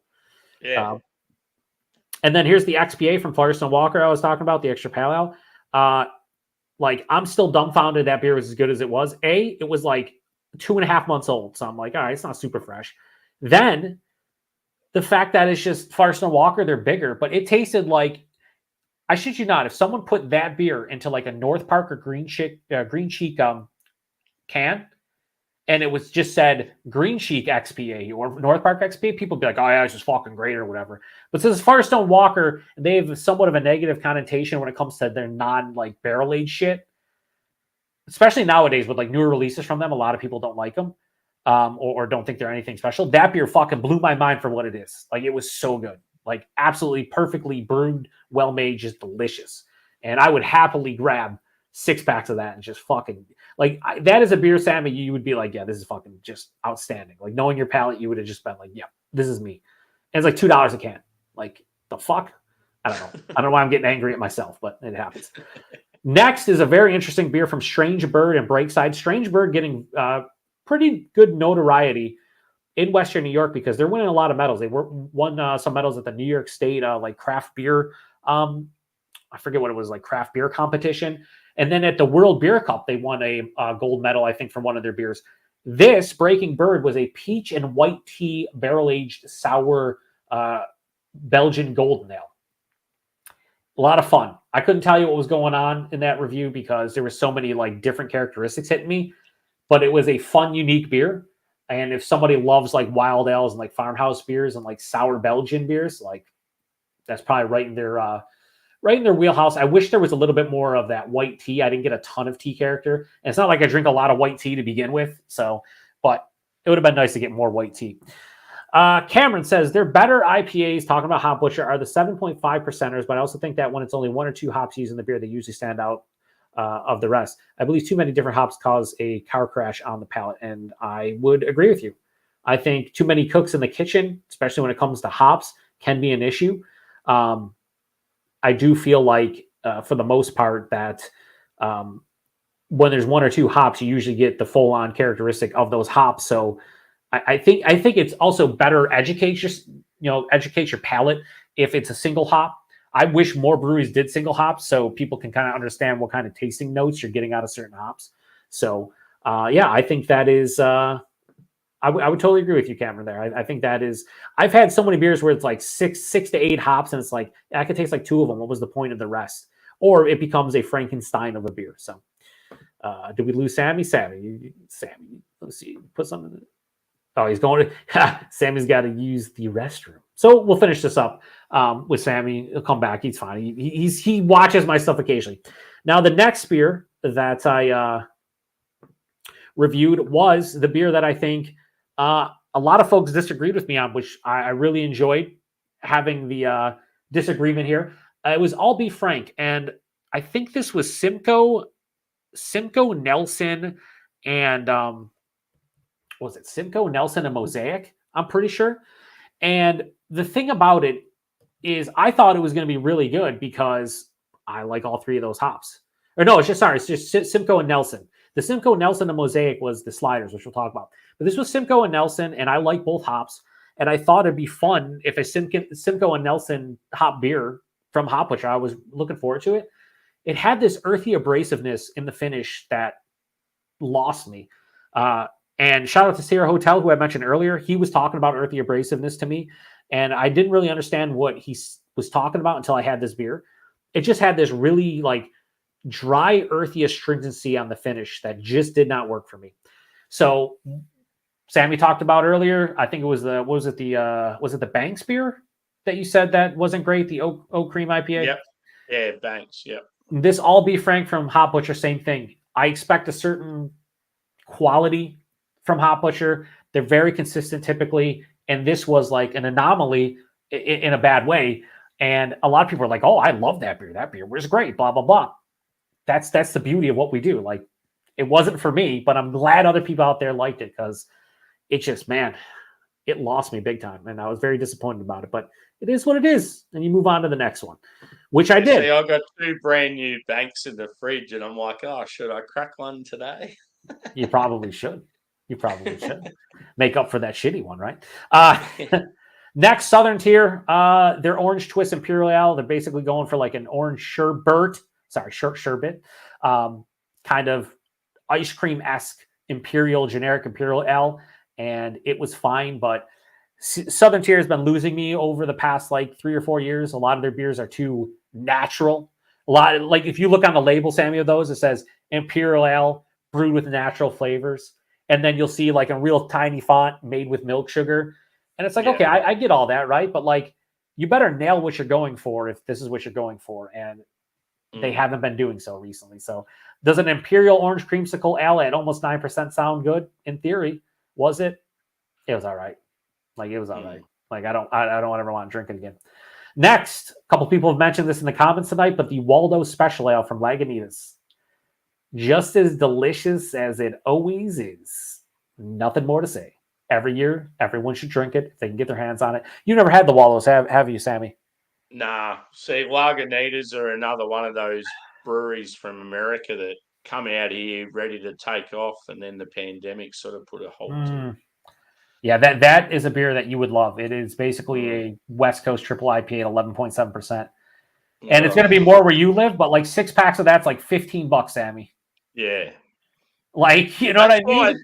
That's why it's so annoying that postage is such a pain in the bum. Because I'd be like, oh, someone send me a 6-pack. Like, yeah, it'd be awesome. Even if the postage to you wasn't as like equivalent to like the UK where it's like whatever, like $60, that wouldn't be bad. But it's like double that. You know what I mean? It's like $120, $150. It's like, I'm going to spend more on shipping than the value of the beers by a significant margin. You know what I mean? Like, that doesn't make any. Yeah, that's ridiculous. After that, I reviewed Last Snow, another one from Funky Buddha. This is a coconut coffee porter. Guess what? Yeah, no, it's it's a 5 out of 5. Coconut and coffee. Hello. It's a 5 out of 5. Now I gave it a 4.9, splitting hairs, but whatever. It's a 5 out of 5. It's fucking And again, keep in mind that and the maple bacon one, 6.4%, and they drink like they're fucking 9.4%. You know, it's voodoo what they do with those. Next, Cameron sent me these two, as I talked about earlier, from 608 Brewing Company in Wisconsin. Their premium lager and their Citronato, so a Citra IPA and a Helles lager. Helles lager was better than the Citronato. The Citronato is like their house IPA, solid, But it was like $19 a 4-pack, and Cameron was like, yeah, that's expensive. And I was like, yeah. Now after drinking it, I gave it a 4 out of 5. I'm like, yeah, $19 a 4-pack's fucking pricey for something that's just good. You know what I mean? It better be really good. And I know, and you got it again, Sammy, the US dollars, so a little bit different. A little bit different. You probably sound like, yeah, $5 a can. Yeah, I'll take them all. Like, it's a little bit different. BFB says Super Beer Shuffle is the best hop butcher I've had. That was really good. I reviewed that last fall, I think. Was that last fall or earlier this year? I definitely reviewed that at some point in the last year. I can't remember. It might have been last year. But that was a good beer. Next from Trogs, the Graffiti Highway 6%, like hazy IPA. It was fine. Like, your run-of-the-mill kind of, hazy IPA. Gave it a 4 out of 5. Solid, good. I would definitely drink it again. Good price point. Not much to speak of. Just like, hey, if I went to Trogs and they had this as their house IPA, I'd be fine. Just like Citronato. The difference is the 6-pack for this is $12.99, whereas like the Citronato one for a 4-pack of cans is $19. Like, I would take this over the Citronato every single day because of price point and value. Next, one of my favorite local West Coast IPAs, Sticky Trees from Pressure Drop. They're in Buffalo. This isn't and this is funny that you commented on this, Sammy. You're like, I always hate when breweries have the same name because it's like, do some research. Pressure Drop in the UK, I'm pretty sure started before the one here in Buffalo. Yeah, and they're big. Like, they're one of the main breweries over there. I think a lot of breweries, because I've seen other similar names. I think a lot of breweries, when they're out of country, they don't worry too much. And when they started, maybe Pressure Drop wasn't as big, even though they were, decently big. They probably weren't, have the notoriety as they do nowadays. But you're right. Like, if I was starting a brewery, I would definitely I would even just go to Untapped and just make sure the brewery doesn't exist and then do it. But this beer is awesome. This West Coast IPA, the Sticky Trees, it's fucking, I gave it like a 4.35, just I think it's like $13.99 a 4-pack, like all day, every day. It's a good beer. And probably the best West Coast IPA. Like, that's just the name, dude, makes me think that it's like real piney and resinous. That's exactly what it has. It's like a resinous pine, and that's cool. Yeah, it's a good. And you don't see a lot of West Coast style IPAs on the East Coast of the U.S. as much. Obviously, like everybody out west in California is doing them, and you don't see a lot like uber local. And this place is like 20 minutes from my house, so it's like, it's nice to have like a really good West Coast IPA. Next is the rice lager I was talking about with more paper towels, because I'm the paper towel king. Bounty, I want that sponsorship. Japanese style dry lager. They brewed this one with jasmine rice.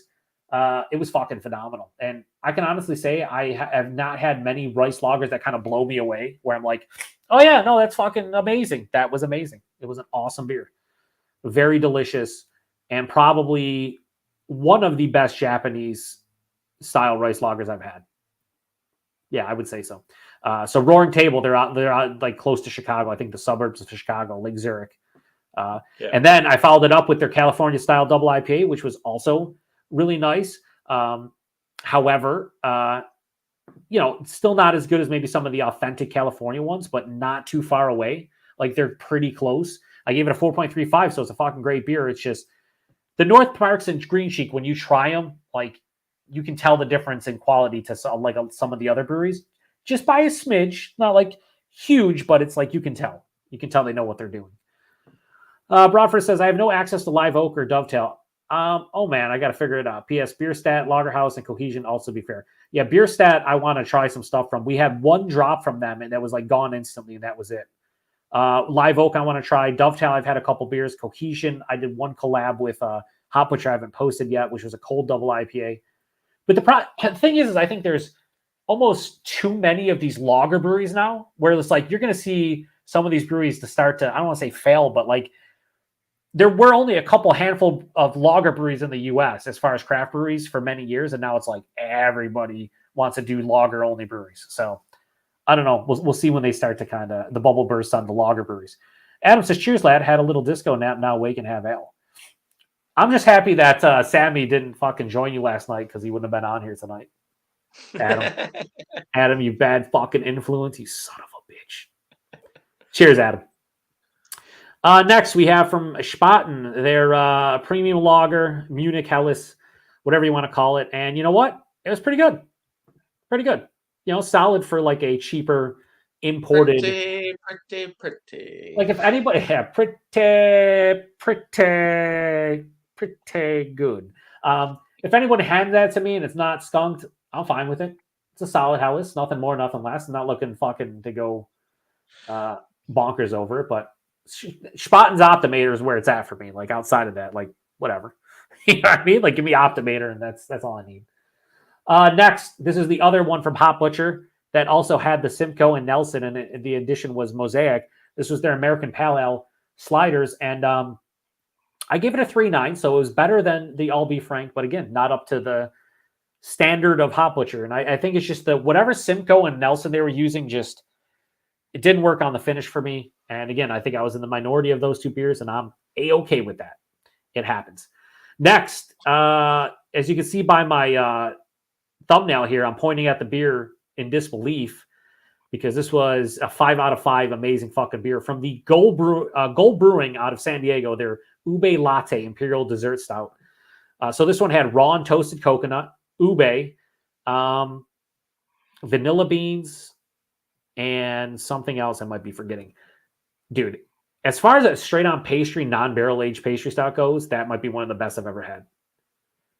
It tasted like someone took a Mounds bar, which I think it's Bounty in the UK, and maybe you guys is a Bounty there. It's like someone took a Bounty and took the Coffee Crisp chocolate bar from Canada, which is just like a wafered like coffee chocolate bar, and like just smashed them together, put it in a fucking 10.7% Imperial Stout, and said, "Here you go."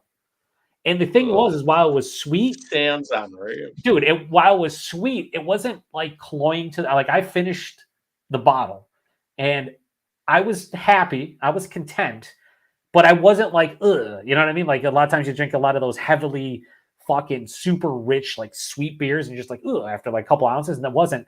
And the body was upper echelon for an Imperial Stout. They must have boiled it for a long time because it was like thick like a heavily fruited sour. That's how thick the fucking body was. Just like the Weldworks fucking Media Noche, like that level of holy shit consistency. Yeah, that was one of the favorite beers I've had this year so far. Cameron says Bierstat and Cohesion are the real fucking deal. Said Bierstat best Oktoberfest I had. Cohesion best Tamavi I've had. Yeah, well, we can't get them here, Cameron. You showboat. No, I've heard about both those breweries, especially Bierstat, really good things. The Oktoberfest, their Helles. I'd love to try them at some point. So maybe some point down the road we'll see them here. Where are those two breweries based? West Coast somewhere. Bierstat, I want to say Bierstat. I think they're both Denver. I'm almost positive. Yeah. Bierstat is in Denver, and Cohesion, I think, is all. Yeah, they're both Denver based. Yeah, they apparently make some good shit. Then I got a surprise beer mail from Steven, aka the Resource. A lot of you guys know him if you watch like Matt over at Massive Beers, FLX Beer Reviews, Kyle over No Hype, Nerd Sense guys.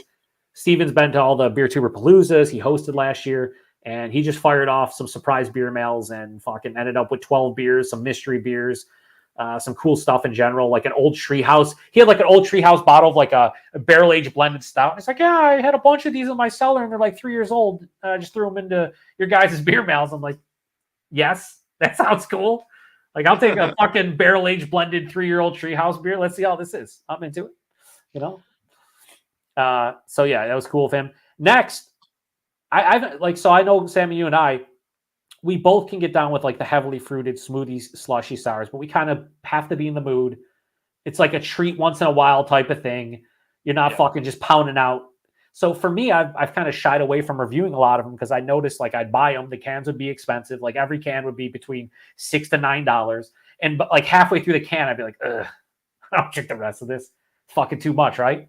However, this beer that Cameron sent me, this Sack Lunch PB&J Sour, it wasn't heavily fruited in terms of being like super thick, like, you know, like a smoothie kind of consistency, but it had the intensity of flavors of a peanut butter and jelly sandwich in sour beer form. And it was one of the best, I think, executed peanut butter and jelly beers I've ever had. Like it was like to a T, exactly what they said it was. I gave it a 4.55. It was fucking absolutely delicious. And the beauty about it was actually sour. And I think that's where a lot of the smoothie slushy sours kind of lose me. They're just not sour enough to kind of offset all the sweetness you get from like the fruit puree and all the other adjuncts. This was, and it was fucking beautiful, man. I loved it. So thank you, Cameron, for sending that my way. Cameron also says he wishes they distribute out here. I was able to visit them last fall. Yeah, I don't think they get much distribution either of those breweries. So yeah. Next, talking about Fiddlehead, which we maybe momentarily. Pretty sure this is the last beer that I reviewed for April, and it was their Imperial IPA, brand new release from them. Sammy, 19.2 fluid ounce can. I don't know what that would translate into milliliters, but I want to say, I'm going to look it up right now. Fuck it. 567 or a 568 can, okay? Yeah. $3.99. Although you could probably get it between $3 to $3.50 depending upon where you're buying it. And it's a 9% Imperial IPA, right? Deadly. Dude, it's just so, and it was really good. Like, I'm not sitting here saying it's like a mind-blowing the best Imperial, but I gave it a 4.35, and like the fact I can walk into like a local grocery store or beer store and go into the cooler and just grab a can for less than $4. I mean, what more do you want? I mean, what more do we want, Sammy? Something like that here's probably like $17. Yeah, could be. Yeah. Yes, it could be, Sammy. Yes, it could be. All right, so we've been going for 2:15. Do you want to do this the Brewers Association top 50, or are you kind of I'm keen. All right, let's I do it. want to hear about it. It'd be cool. All right, so I'm going to put this in the try to go to the Brewers Association thing here. So on the screen, you'll see here, this is the 2023 Brewers Association. So as Brewers Association releases annual craft brewing industry production report and top 50 producing craft brewing companies for 2023. So this is basically, the top producing craft breweries in the U.S. And as you see here, I don't know how good it comes on a screen. Maybe I'd have to go full screen, but whatever. I can just read it. There are 9,761 breweries in the U.S. right now, 2,092 microbreweries, just over 3,500 brew pubs, 3,900 tap rooms, and 257 regional craft breweries. The total U.S. operating brewery count was 9,906, up from 9,824 in 2022. So this is the top 50 U.S. craft brewing companies in 2023. So this is only craft. At the bottom here, when we go down, this is overall down here. You see Anheuser-Busch is number one. So the number one as far as craft goes is Yuengling. Yuengling is the number one producer of craft beer in the U.S. And I'm sure you have a lot of people go, Yuengling craft beer? Technically, according to the Brewers Association. What does that mean? I have no idea.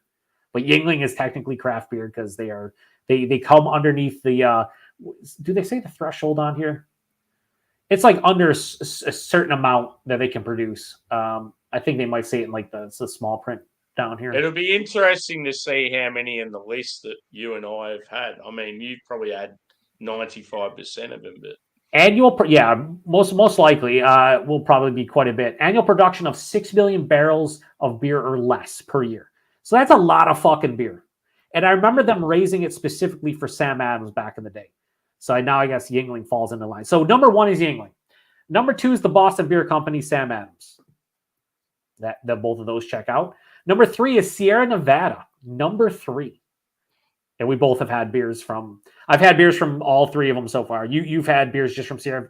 Have you had Sam Adams? I'm sure they have Sam Adams out there. Yeah, I've had the Boston. What is it? Boston Lager or whatever it is. Yep, just the classic. Next is Duvel, which has Paso Robles is Firestone Walker, Kansas City is Boulevard, and Cooperstown is Amagang. Have you had anything from Firestone, Boulevard, or I've had Amagang? Firestone. Yeah. What was the next one? Boulevard Brewing Company. No. How about Amagang? No. Okay. I'm surprised at number three, but not so much because they're one big conglomerate from Duvel, right? Like they're their own. Yeah. Gambrinus is next, which is Shiner. I don't know who is out of Berkeley. Breweries in Berkeley, California. Should I know them? Maybe somebody in the comments would know. I have no idea, unless that's like where they're maybe headquartered. But I Is don't know. Berkeley like LA or San Diego? I couldn't really tell you. I mean, there's so many places. I want to say it's closer to like Oakland, like the Bay Area, but I'm not positive. Yeah. Looking it up right now, it's they're right outside of like San Francisco. Oh, okay. Maybe that was Anchor. No, because they're Sapporo, are they not? So yeah, I don't know. I don't know who the Berkeley. So next is the Tilray beer brands, and I couldn't tell you what all of these are. Bend, is that like? I think this is the one that owns like Breckenridge. Atlanta is the Sweetwater Brewing Company. They own a whole shitload of them. I couldn't tell you. Let me see. Let me go to Tilray beer brands and see. Let's see what they got. It'd be good if it sort of broke it down a bit more. You knew exactly. Yeah, they just put down like so Sweetwater, Montauk, Alpine and Green Flash. Have you had any of the old school Alpine and Green Flash stuff back in the day? I haven't had any of the old school Alpine. I wish I had. Green Flash, yeah, maybe one or two. Yeah, so those are the main ones that they own there. Yeah, I haven't seen Green Flash or Alpine in a long time, but they're shells of their former self, basically. So, it is what it is. Number 7 is Artisanal Brewing Ventures. So this is Victory Brewing, Southern Tier, and 6 Point. You've had 6 Point stuff, I know. I've definitely had Victory and 6 Point back in the day. Okay. Yeah, 6 Point was actually very popular when craft beer in Australia first took off. Yeah, I agree. We got Josh here. Josh says, "This is still going? Is this a dig at Beer Bowl?" Fiddlehead cheat code for 4 19s for $12 or 4 16s for $19.99. Bro, yeah, for sure. Fiddlehead has a great fucking just value. And then he says Dales or Oscar. I mean, it could be Oscar Blues, but I thought Oscar Blues was owned by the conglomerate that owns like Cigar City and shit, which I think is going to be on this. Don't Oscar Blues have a beer called Dales? Yeah, it's Dale's Pal. Yep, that's their flagship beer. Yeah. So we have number 8 is Brooklyn Brewery. Have you had anything from Brooklyn? Yeah. Yeah, they're like over the years. Yep. Now here's Monster Brewing, who is the one that he's thinking about. They own Oscar Blues out of Longmont. They own Longmont. They own Cigar City, and then who else? Who's out of Salt Lake City? Is it Uinta? Somebody like that. So there actually is a brewery in Utah. Yeah. Let's see who the. Yeah, I just assumed that there'd be no breweries there because of the whole. Is it Epic Brewing? It might be Epic Brewing. No, I think it's Uinta. I think it's part of Uinta. UINTA. And then Comstock is Perrin and Dallas is, I don't know who the other, maybe that is. So Monster Brewing is where the whole thing lately where they, I think they took over like Cigar City and laid off like their head brewer and a bunch of people because they're like transitioning to the Monster Brewing Company. It's Monster Energy, basically bought the brands. And they're kind of shitting on it now. So yeah, well, I've had Cigar City, and what was the other one from them? Cigar City, Oscar Blues, Uinta, Perrin. They do I've just had Oscar Blues and Cigar City. Perrin does the no rules Vietnamese coffee porter, which is delicious. Yeah. Next is Athletic Brewing Company. Number 10 is a non-alcoholic brewing company. Yeah. That is wild to me. If you want to know about Athletic, check out FLX Beer Reviews. Yeah, him and Kyle got it. They've been doing a few of them lately. Yep, them and Kyle over at Noahide both got boxes from Athletic. Yeah. New Glarus is number 11, which kind of blows my mind because they don't distribute out of Wisconsin. They're literally Wisconsin only, and they are the 11th biggest fucking list on this list. Yeah. That's crazy. Now, Sammy, when it comes to New Glarus fruit beers, I think you'd lose your shit. They are like typically under 5%, and they are fucking amazing. Cool. And you can find them at like gas stations in Wisconsin. Like, oh yeah, I'm gonna go fill up my tank, and then oh shit, There's like 4 different fucking New Glarus beers here. What I plan to do if I finally get to the States, I obviously want to go to a home game at Minnesota. So yeah, I'll be going over the state to get some New Glarus. I would totally 100%, no questions asked, do that. It's worth it. Next is the Shoots out of Bend, Oregon. You've had any of their stuff like the Abyss or Black Butte? They I've had quite a bit of Deschutes over the years. Yeah, they just for the first time are getting distribution here to New York State starting this month. Yeah. I'm really pumped. See, back in the day, like probably 10 years ago in Australia, you'd see their stuff on taps in bars and that. Like, yep. Yeah. Next is the Matt Brewing Company from Utica. That's Saranac, which is like them and Sam Adams were the 2 breweries that helped me get into craft beer and like understand what it was, because I'd buy their variety packs that were cheaper back in the day. Like I could spend $15 for 12 beers, 6 of them would be different, and I get to try a bunch of different styles. None of the styles were like 100% like perfect, but it was like I didn't have to break the bank to kind of like introduce myself to different styles. Yeah. So, and they're like a cheaper, like shelfie brand. In fact, I'm reviewing a beer from Saranac on Tuesday for shelfie beer reviews, and it's just a blueberry blonde ale. That's like the type of stuff they throw out there, like lower ABV crusher beers and whatnot. Broadford says Salt Lake City has some legit low ABV breweries, best evolution from a shitty situation, and they also have an NHL team now, so there's that as well. Next, we have Gordon Biersch Brewing Company out of San Jose. So Gordon Biersch has the it's basically a chain of fucking brew pubs or restaurants. They had one here, it closed down many years ago. Their beer is all right. You know what I mean? It's just they do a lot of German styles and they do them okay. Yeah, it's not amazing. Although I had like one German style from them that was actually pretty fucking good. I can't remember what it was though. Might have been like a Doppelbock or something. I don't know. I can't recall. Next, Allagash. Number 15, Allagash. It's wild to me that like, yeah, it's a fucking great brewery in their top 15, like in terms of production. Like that is wild. Yeah, Allagash White. It's always going to be one of those wheat beers that I'll just remember when I first had it. It was so good. It's to me one of the best brewed within the style period. You can bring me all the authentic Belgian wit beers, and I think Allagash White stands up to a lot of them, if not all. Like it's so fucking. I had a couple of wild beers from them, and they were outstanding. I just can't remember what they were called, but yeah, really good quality. Like I paid a bit for them, but yeah, it was awesome. Their Curio too is pretty good. You ever have Curio? Yeah, I think that was one that I had. It's like a barrel aged like blended beer. Like it's like barrel aged for like a couple months in bourbon barrels and then blended with like their Belgian Tripel and then blended. Yeah. It's really fucking good. I'm pretty sure that was one of the 2 big beers I had from them. Next on the list is Georgetown Brewing Company out of Seattle. I could not tell you who that is.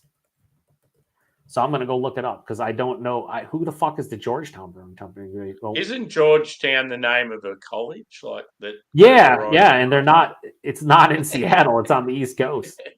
Yeah, they brew Manny's Pale Ale. Like I don't know if they have a bunch of people underneath. Like I've never heard of Georgetown Brewing Company. What's it called? Manny. Yeah, Manny's Pale Ale is like their flagship beer, like the one that Manny Pacquiao. Yeah, maybe. The great Filipino boxer. Yeah.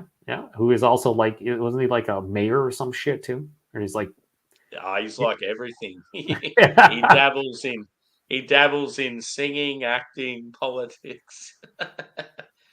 Makes sense. Next is Great Lakes Brewing Company, Cleveland, Ohio. One of my favorite old school craft breweries. Period. Is that the one that Craig visited when he was there? Yep. Edmund Fitzgerald Porter. I think, or did he go to Fatheads? I actually went to Fatheads. I don't know. I think he wanted to go, but they only had so much time for what they were doing. But yeah, Great Lakes is just their Edmund Fitzgerald Porter is just like picture perfect American porter. They do a lot of old school styles really well. Just good brewery. Next is Harpoon out of Boston, Massachusetts. Harpoon, another old school New England brewery that all depends. A couple years ago, they were all the rage because they did like the Dunkin' Donuts collab, where they did like a bunch of Dunkin' inspired beers, like Dunkin' Donut inspired beers, and it was wild. Yeah, I don't know. What were they like? Were they all stouts or were they different styles? No, they did a coffee porter, which was I thought pretty fucking good. They did a pumpkin ale with coffee. Yeah. They did a summer I'm looking it up right now. They did a summer coffee pale ale. I don't think I was a huge fan. They did a jelly donut IPA. They did a Boston cream donut stout that was 4.3%. They did a blueberry matcha IPA. They did a maple cream golden ale. I pretty much forget the vast majority of them. I reviewed all of these apparently. Yeah. So they were okay. There was a novelty. Let's be honest. Like that's novelty thing, but a couple of them were actually good. Like I enjoyed them. What was the pick of the bunch? It sounds like because you mentioned the porter first. I think the coffee porter. You know what? Let me go see. I can just check and see what I gave them on tap. Maybe it'll spark some thoughts. I thought a couple of them were definitely underwhelming. The one thing I will say is I remember the Boston cream stout smelling exactly like a Boston cream donut, like to a T. It was wild how much it smelled like it. So the coffee porter I gave a 4 out of 5, and I said it's not amazing, but pretty fucking good for a coffee porter. The pumpkin ale I gave a 3.75. I said it was pretty good for a coffee pumpkin ale. That's kind of what I remember. I don't think I love the summer pale ale. No, I gave the summer pale ale a 3.25. Didn't have a lot of coffee flavor. The jelly donut IPA I gave a 3.25. Didn't mesh well with the IPA, which kind of what I assumed. The Boston cream donut I gave a 3.5. This smells exactly like a Boston cream donut, but the taste is a big letdown. Yeah, so the taste wasn't great, but the nose was. The blueberry matcha IPA, I said it was a liquid blueberry muffin in beer form with an earthy green tea finish. Actually sounds pretty good, to be honest with you. You know what I mean? Like, all right to me. The Dunkin' Maple Cream was the least favorite of me, of the ones I've had. Like, I gave it a 3 out of 5 and did not like it. So I thought the coffee porter was the best. Like, it was the first one they released, and I thought it was really good. Like, just a well-done coffee porter. So, couldn't really be upset about it. Next, from Stevens Point, it's Stevens Point Brewery from Stevens Point, Wisconsin. They're number 19. They do the only beer I really know from them is they have a whole hog lineup, and they do a pumpkin ale. And it's really good. It's one of the best pumpkin ales you can buy, I think, in the US. Like it tastes like a pumpkin pie in liquid form, not too sweet, not over the top, just really, really well done. But that's like the only beer I know from Stevens Point. So the fact that number 19 on this list is kind of crazy to me, but they must make a lot of beer in the Midwest that I just don't know about. Yeah. Next is Three Floyds, Munster, Indiana. And if you'd have told me 5 years ago, they're like old school hype, and I haven't tried them yet. And, they're number 20 on the fucking list for most beer produced. Yeah. Isn't that absurd? Like going back 5 to 7 years ago, I remember I would go on trips to like Cleveland, like 2016. So that was more like 8 years ago. But I remember I'd go on a trip to like Cleveland, went to like the Rock and Roll Hall of Fame the one year. And I was like, I'll hit up some bottle shops. And like a couple bottle shops got like fresh batch of zombie dust. And it was like 1 per person, blah, blah, blah. And it's like, holy shit. And then like a couple years later, they're shelf turds. Like zombie dust is a shelf turd. Like I go to my local bottle shop. That shit will be like 2-3 months old, just hanging out on the shelf. It's like, I never would have thought I'd see the day. It's a beer I'd love to try. It's still an awesome beer, Sammy. No matter what anyone tells you. Some people might be like, oh, it's not that. It's still fucking good. It's just beer's in a different place. You know what I mean? And I feel like if you didn't go through trying those beers or certain, like if you just got into craft beer in like the last 5 years, I think it's hard to appreciate those styles. But for someone like yourself, if you've been drinking craft beer now for like 10, 11, like you said, like 11 years, right? 2013, you know of those styles. You like those styles. You just haven't had a chance to try them. So fast forward to now, when you do get a chance to try them, you're still going to really enjoy them because that's what you like. But like a lot of people who get in a beer now that are like, Haze Boys and just give me all the juicy, they go back to that beer and they're just be like, I don't understand what the hype was about. Well, you also weren't drinking beer 10 years ago, craft beer. So it's hard to, it's hard for those folks. Anyway, next, Pittsburgh Brewing Company, Pittsburgh, Pennsylvania. That's a local, like regional, like macro brewery. That's not macro. They do. I think Josh talked about them recently about some of their beers when he was on a live stream. They do like. I've heard the scene in Pittsburgh's pretty good. Oh, it is. It is. Like But underrated. this is Pittsburgh Brewing Company is like their Genesee. They do like Iron City Light. They do a beer called like Old German. And a lot of people in Pittsburgh drink it as like their local fridge beer. Like that's what that is. Yeah. If Josh was here, he could tell us, but he's probably crying on his $150 worth of beer that he bought today. Probably 70 fucking 3 beers deep right now, drinking out of a beer bowl. That motherfucker. Where'd he go? Anyway, next. Ryan Geist. You ever hear Ryan Geist out of Cincinnati? Maybe from watching any of Rajay stuff. He used to. Yeah, I've seen him drinking them, but yeah, that's about it. Yeah, they're pretty popular in like the Ohio area, like somewhat into the Midwest. We don't get them here, but they're pretty good from the stuff I've had. So yeah, not surprising. Narragansett, 23 on the list from Providence, Rhode Island. Narragansett lager, classic American regional. I'm surprised I haven't heard Tanner talk about that one. Yeah. Yeah, he doesn't. What's funny is Tanner drinks a lot of like he'll have typically what like Miller Lite or like Miller High Life, or he'll be drinking like Genesee Cream Ale or whatever. I'm surprised he, like you said, he does not buy Narragansett. That's kind of a surprise. Yeah. It's kind of like his local. It's the equivalent to Genesee for us. Like that's his local regional lager brewery or whatever. August Shell Brewing Company in New Ulm, Minnesota. So I actually have never had anything from them, but I have a viewer of the channel, Dan, who I believe lives in Minnesota, and this is like his favorite local brewery. They do like a lot of different like old school like German style beers, like old world beers, and apparently they do them pretty well based on what he says. Like it's some of his favorite beers. Like anytime I'll like have a German beer from anybody, he'll be like, "Oh, I like Shell's so and so," and I don't think they're like like a they're like hyped or like crazy or anything. It's just like a good local brewery, like to him. Yeah. So, and they do like I'm just looking on tap. Like their top beers are Oktoberfest, Vienna Lager, a traditional Goza, a dark lager, a Bock, a Hefeweizen, a American Amber, a Helles Lager, a Cream Ale. So, you can kind of see the beers they kind of produce. So makes sense. Next is Odell out of Fort Collins, Colorado. I've had a couple beers from Odell, but not in like 10 years. They do like they used to do a milk stout called Eugene. And I remember always wanting to try that beer, and I finally got a chance to try it, and it was okay. Back when, like, milk stouts weren't anything. Like, just a regular old fucking, it was like a chocolate milk stout. I'm like, ooh, it's a chocolate milk stout. And I tried it, and I was like, that's all right. Next is basically Maui and Modern Times combination.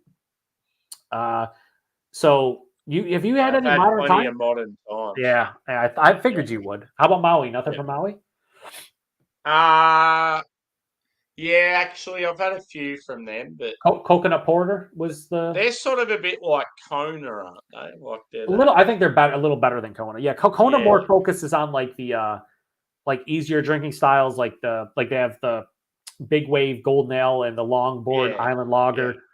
Maui's a little bit of step up. They do like that Coconut Porter. I think they've done like some IPAs and stuff. But yeah, I've got a feeling I've had that Coconut Porter. I'll probably need to go back and check. I definitely have, and it was pretty good. But Cameron says if I need some Steven Points beer, Joe, I can hit you up. I mean, Cameron, if you ever want to sneak in like what you think your favorite is, if you ever send another box, like feel free. Like outside of the whole hog beer, like I don't know what Stevens Point produces. Period. Like I've never had any beers from them that I can safely say that I'm like, oh yeah, I remember that. It's just whole hog is the only beer I know. I'm sure they do. They get a 3.42 on tap. That's not great.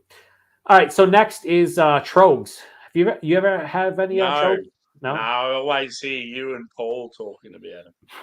You know what beer you'd like from them, Sammy, is their Nugget Nectar. Yeah, you'd fucking love that beer. You would 100% love the shit out of that beer.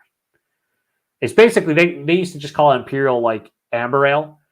It's like an Imperial IPA, but It's a little bit darker, so that's why they always said amber ale. Next, look, Fiddlehead, 28th on the fucking list. So I'm going to say no one's going to watch fucking 2.5 hours through if people are watching back.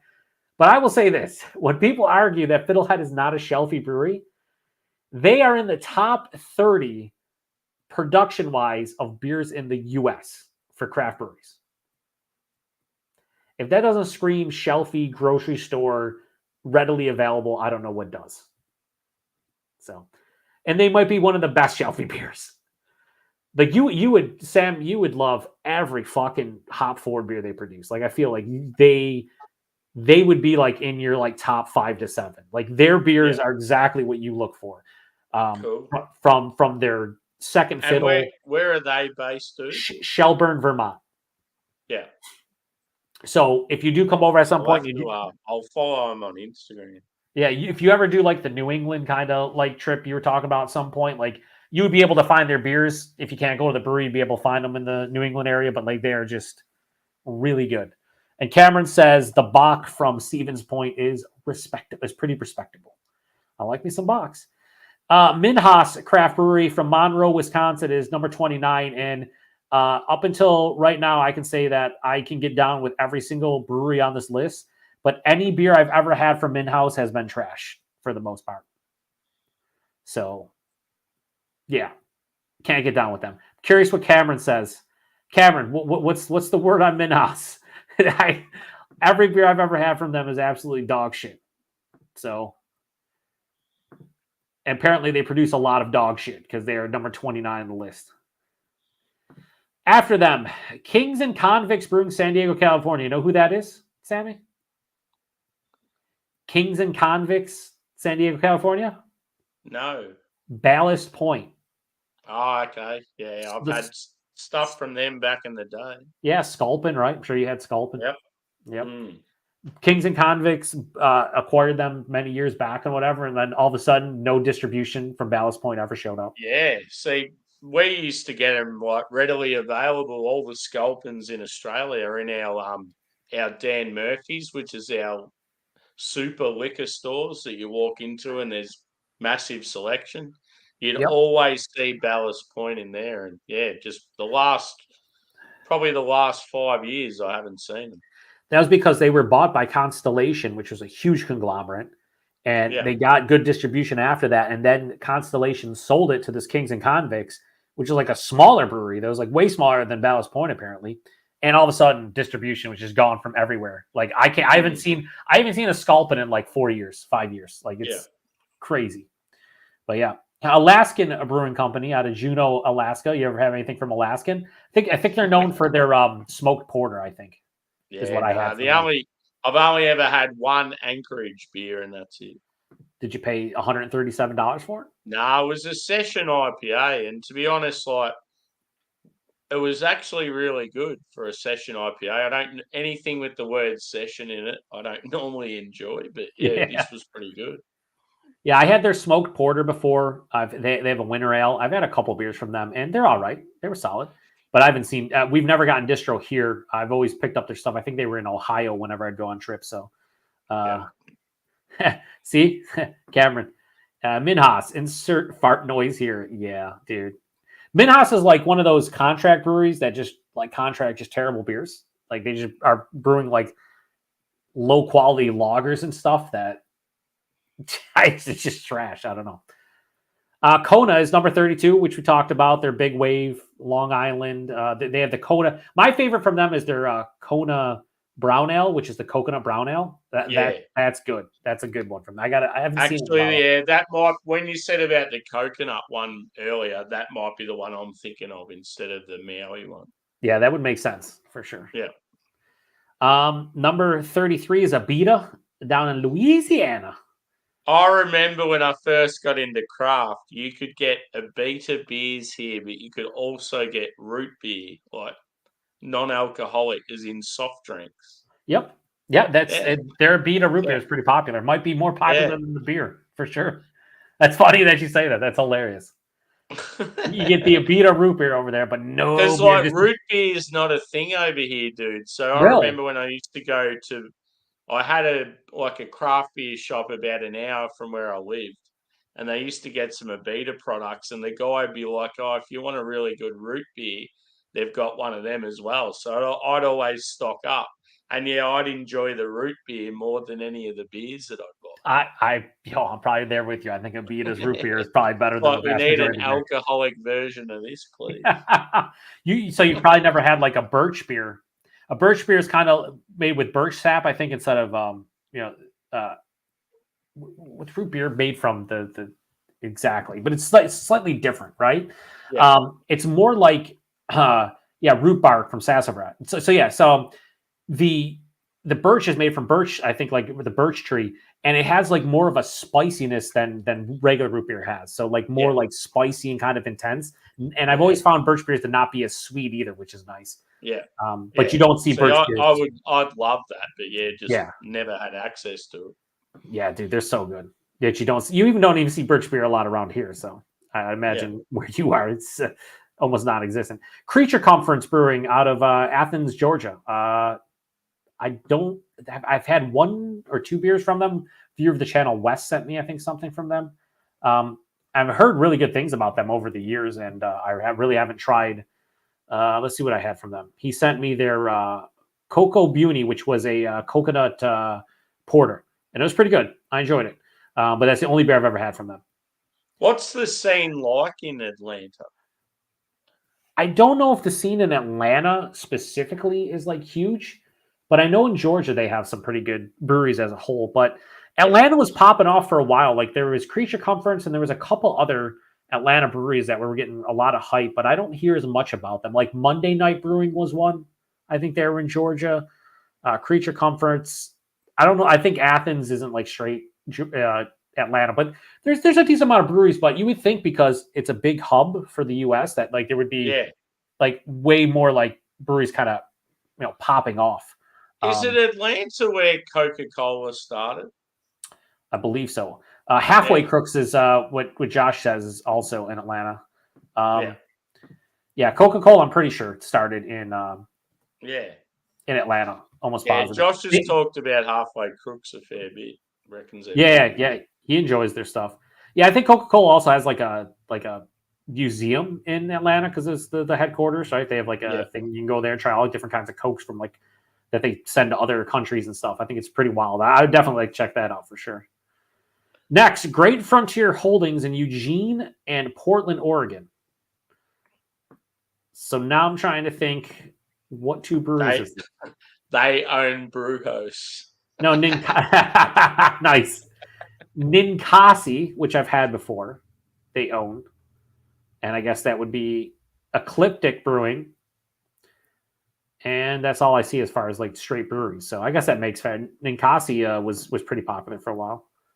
But they're in Oregon. We don't get much stuff. Next, Brewdog Brewing Company in Canal, Winchester, Ohio, which is just outside of Columbus. Can't believe they're 38th on the list. Brewdog, the Ohio-based Brewdog, not the one from the UK. Even though I think that's insane. It must be a pretty big facility. It is, dude. They have like a fucking, what do you call it? Like a where you can like hotels and shit. You can stay there. Like it's a big complex. It's fucking absurd. I knew they had like a hotel and they've got plane flights and shit like that, but I never knew how big the actual brewery was. Yeah. Some of their US stuff wasn't bad that I reviewed early on in the infancy of my channel, like in 18, 19. But I don't see their stuff as much anymore. I don't know if they've kind of pulled back distro a bit, but I just think sometimes you'll get a limited from them, like especially a dark beer. It can actually be really good, but just their core range is just rubbish compared to what it used to be. Yeah, for sure. Summit Brewing out of St. Paul, Minnesota. I don't think I've had a Summit beer at all, but I've heard about the brewery for many years. And that's the one thing you'll notice about a lot of these. And this is where I guess, I have a viewer of the channel, Chaz. He's really big into distribution. Like whenever I post a review, he'll talk about, I don't get the distribution here. I looked up their beer finder. They distribute here. And going through this list, it's like, I can see why people, I guess, say that about Fiddlehead. It's like, how's Fiddlehead a shelfie? Well, Fiddlehead is a shelfie in the Northeast/New England area. Where like Summit on this list, Summit Brewery is 37th, right? I don't think Summit makes it like to the Northeast at all. So like if somebody said, hey, Summit's a shelfie brewery and they were doing reviews on the West Coast, I'd be like, I don't see Summit here. That's not a shelfie brewery. So I guess I kind of can see the argument because I've heard of Summit. I know of Summit. I just never seen their beer anywhere in the Northeast. So, but they're fucking produce a lot of beer apparently. Josh wants Floodlands. He always does. Nothing but hype for this man. Or Corporate Ladder. All right. Floodlands is a little bit more hype than Corporate Ladder, but all the hype. And then he says Joe hates Live Oak. I love Live Oak. I've never had a beer from them, but I love them, Josh. Josh picked up the Hefeweizen that I've always wanted to try from them and was like, it's all right. What a bastard. Next, Jack's Abbey out of Framingham, Massachusetts. The definition of a shelfie brewery, but an upper echelon like Fiddlehead. You would love... whatever I've had from them, I've loved. I've had probably 5 beers, I reckon. Yeah, you come over here, you just go to their fucking brewery and probably just live there for the night. You know what I mean? Just enjoy yourself. They usually do. I've had like 1 or 2 bad beers from them, and I've had a shit ton. I want to say I've had probably like 30 or 40 different beers from them at the very least. Let me see here. I just remember the first time I had a hoppy lager from them. I'm like, wow, this is fucking amazing. I've had 46 beers from them, and I would say 40 of them were fucking good to great. Yeah. It's BFB saying they're highly affordable as well. Yeah. I mean, they are. Sometimes you get like their mixed pack of like the hoppy lagers or, even like their 4-pack of stuff will be like, 12 to $13 for a 4-pack of something that's top tier. And a lot of their fucking lagers, just not even non-hoppy lagers, just like their Bohemian Dusk, which was their, what was it? Is it a German Schwarzbier? Or was it, no, it might've been the Czech style dark lager. It was a Czech style dark lager, right? Because it's Bohemian, Joe, you dumb fuck. So that was one of the best American brew German dark lagers I've ever had. Like it's fucking so good. And I just picked up their German or their Czech style pale lager called Bohemian Dawn. Let's see what they did there. I'm sure it's going to be fucking absolutely fantastic. Josh, I remember I got just a basic amber ale from them, and it was really good. Yeah, I mean they just make good stuff. Period. Top of Goliath is a shelfie now. Indeed, they are. Same with Parish. I wouldn't call it. I guess if you're calling Paris a shelfie, you can call other half a shelfie. The way I use shelfie, the definition is not correct. For like the way I use it isn't correct. What I mean by shelfie is not only is it a beer you can walk into your local bottle shop or beer store and grab off the shelf, but it's also a beer that is good value most of the time and easily accessible to many people. I don't know if Parish and even other half fits in that bill because other half and Parish, I would say value-wise, they're the going rate of like your typical hyped breweries. You know what I mean? So you compare them to something like Fiddlehead. Like I can go get that Fiddlehead fucking 19.2 fluid ounce can for less than $4. I'm not finding any other half fucking 9% double or imperial IPA for probably under $5 to $5.50 a can, and that's a regular, 473 milliliter. So that's the way I think about it. But I'm also a dumb fuck, so it is what it is. Josh says Ghost isn't the same as it was 2 years ago. Here we go, Josh. All right, Josh, we're ignoring you for now. Okay. He said the Revolution's number 39 out of Chicago. You've had some Revolution stuff, haven't you? Yeah, I think I've had 2 or 3 from them. One of the best barrel programs in the US, period. Yeah. I just remember they had these they were small cans like Russian Imperials, really oily, rich, thick. I think both of them were barrel aged, what I had. Yeah. Well, Cameron says is basically what I just said. And, great minds think alike, or maybe not great minds.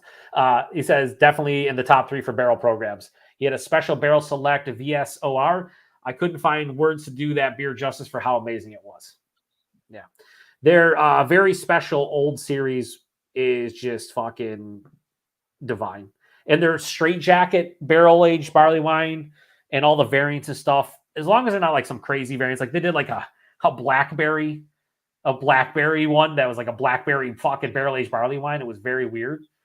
outside of weird shit like that, they just nail it more often than not. Like it's, yeah, boy.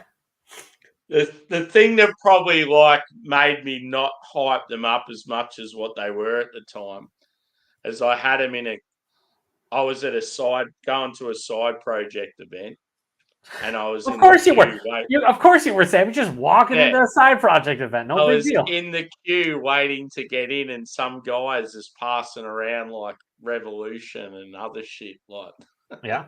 here you go, try this. And then you drank the side project stuff, and you're like, yeah, boy. Yeah. That's funny. Next is the aforementioned by multiple people, the Montucky Cold Snacks out of Bozeman, Montana, which, like I said, is just basically like a craft version of like a macro beer. Basically what it is. I haven't had it yet, but that's what everyone tells me it is. So where did you say they're based? Out of Montana.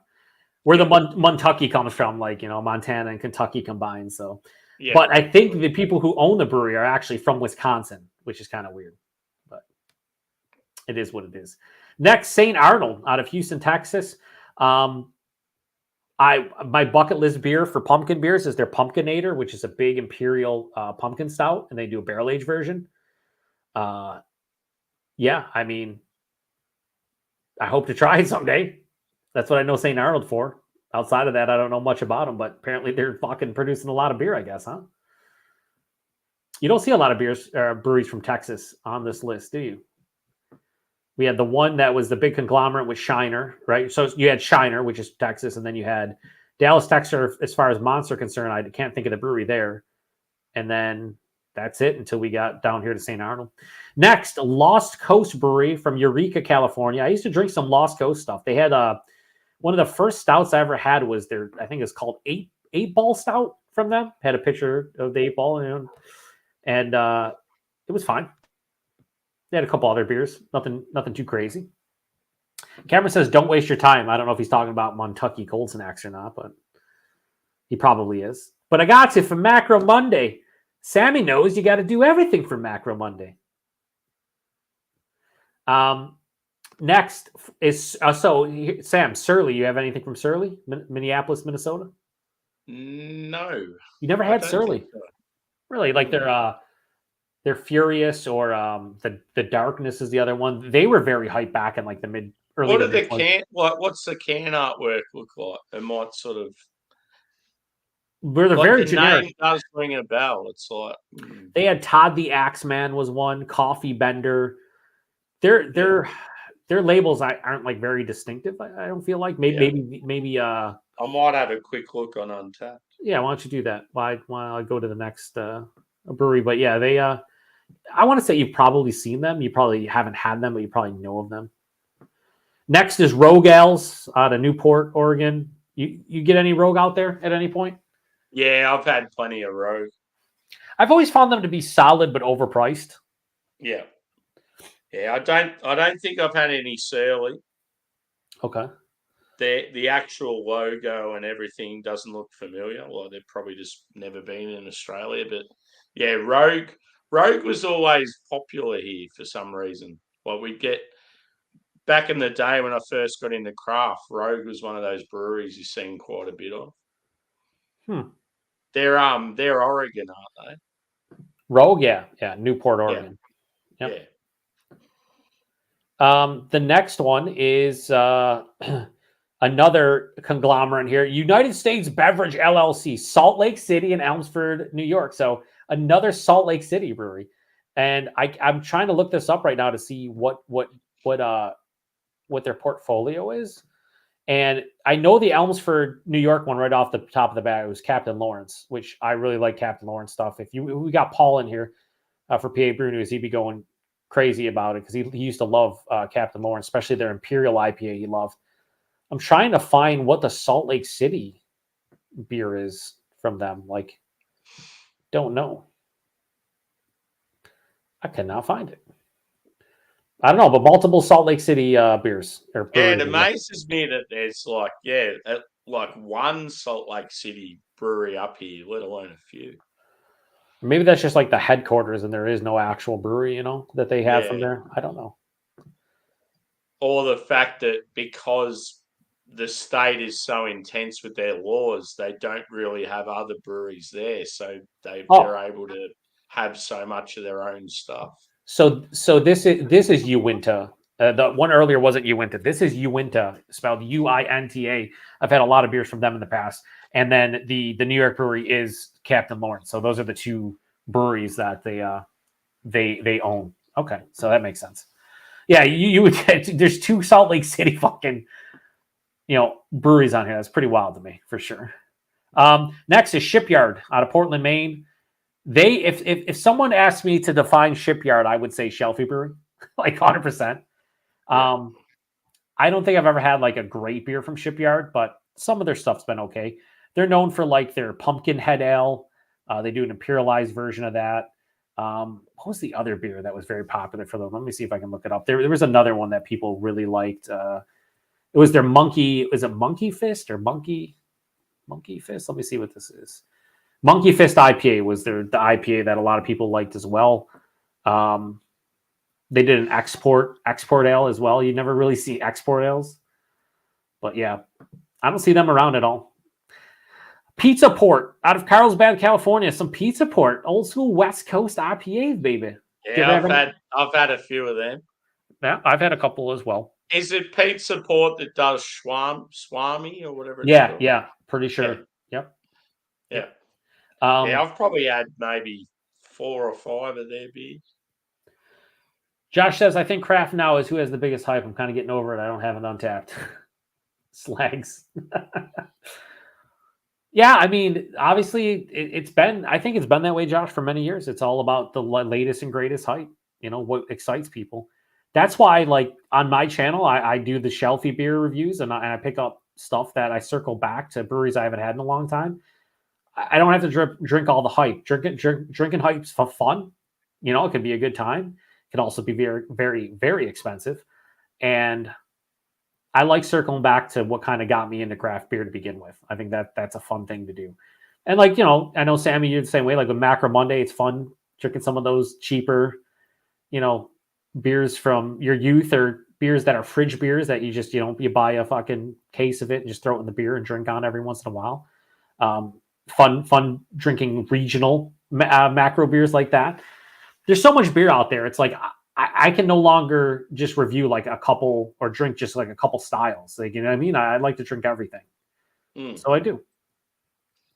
Josh One thing that's been cool for me, because my channel's like obviously very new, I'm able to go back and like review these nostalgic beers that I first got into in craft. Yeah. And like actually review them again as like an experienced palate and have it on the channel for the first time. Yep. And you're sort of revisiting, and yeah, it's just cool to see the progression of the beer and yourself, like in the craft journey, sort of thing. I agree. I couldn't have said it better myself, Sammy. Next, Coronado. That's another old school California brewery that I haven't seen in a long time. What the fuck was the name of the beer I had from them? You probably, I don't know if Coronado ever made over there. Oh yeah, they had. So the two beers I remember is obviously like the two Islander IPA and Orange Avenue of Vit beer. Their Orange Avenue Vit. I remember that one for some reason. I don't know. Yeah, I haven't seen them in a long time though. And then second to last is Drake's Brewing out of San Diego, or out of California as well. Yeah, I Drake's. Maybe back in the day I had one or two of their beers, but again, a lot of these California breweries never really made it to the Northeast. So let me see what beer that I would have remembered from them, if anything here. No, I don't really. I'm looking. I don't see anything. Maybe I'm mistaking them with someone else. And last but not least is Indie Brew, and they're out of Nashville and Atlanta. So does Indie Brew own? Oh, they own Scofflaw, which I've had some of their stuff, it seems.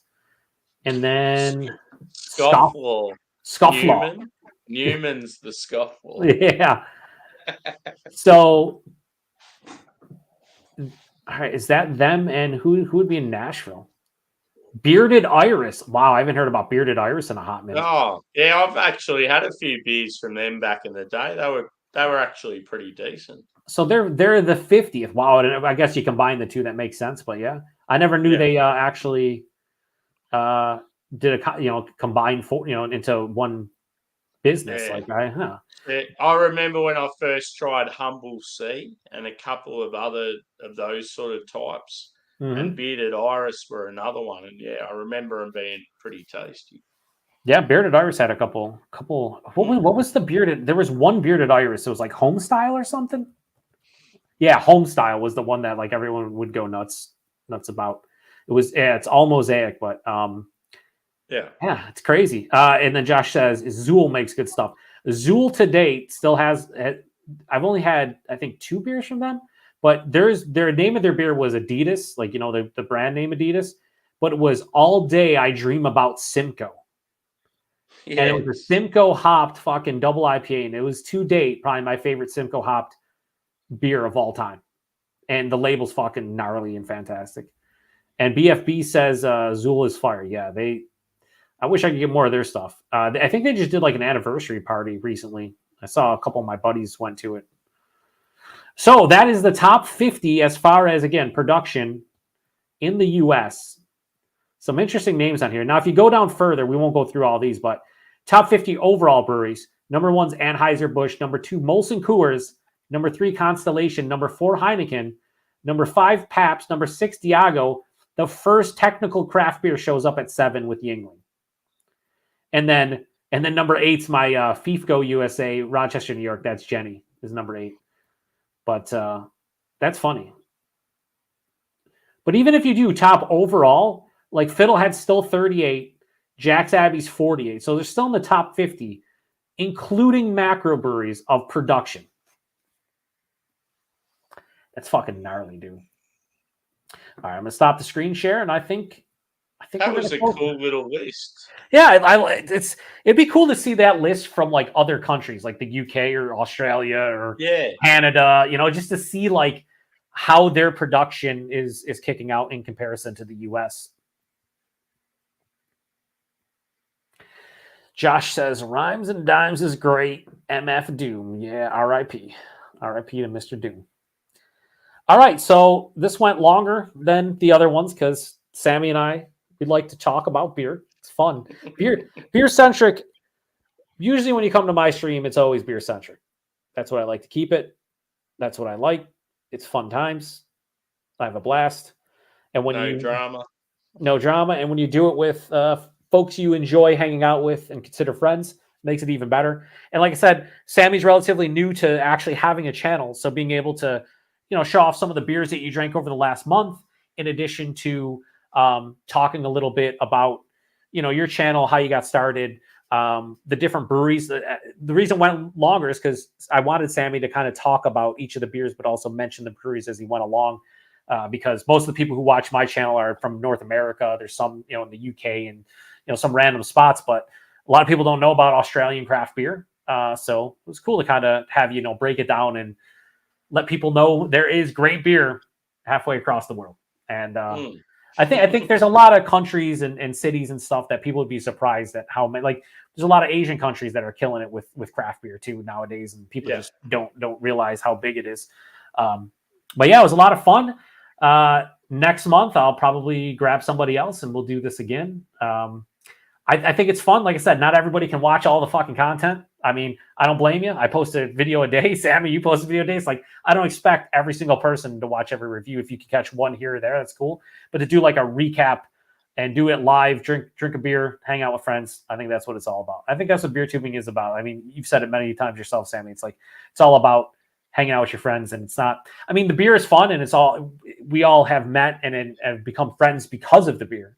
But it's more than just the beer itself. Yeah, it's all about the community and the interaction for me. It is. Interaction is the key thing. Like when people, at the end of my reviews, I always say post in the comment section. I say that every video because it's just kind of what I do. But it's the God's honest truth. I never say like the video or subscribe because hey, if you like my content, hit the like button. If you want to subscribe to the channel, subscribe to the channel.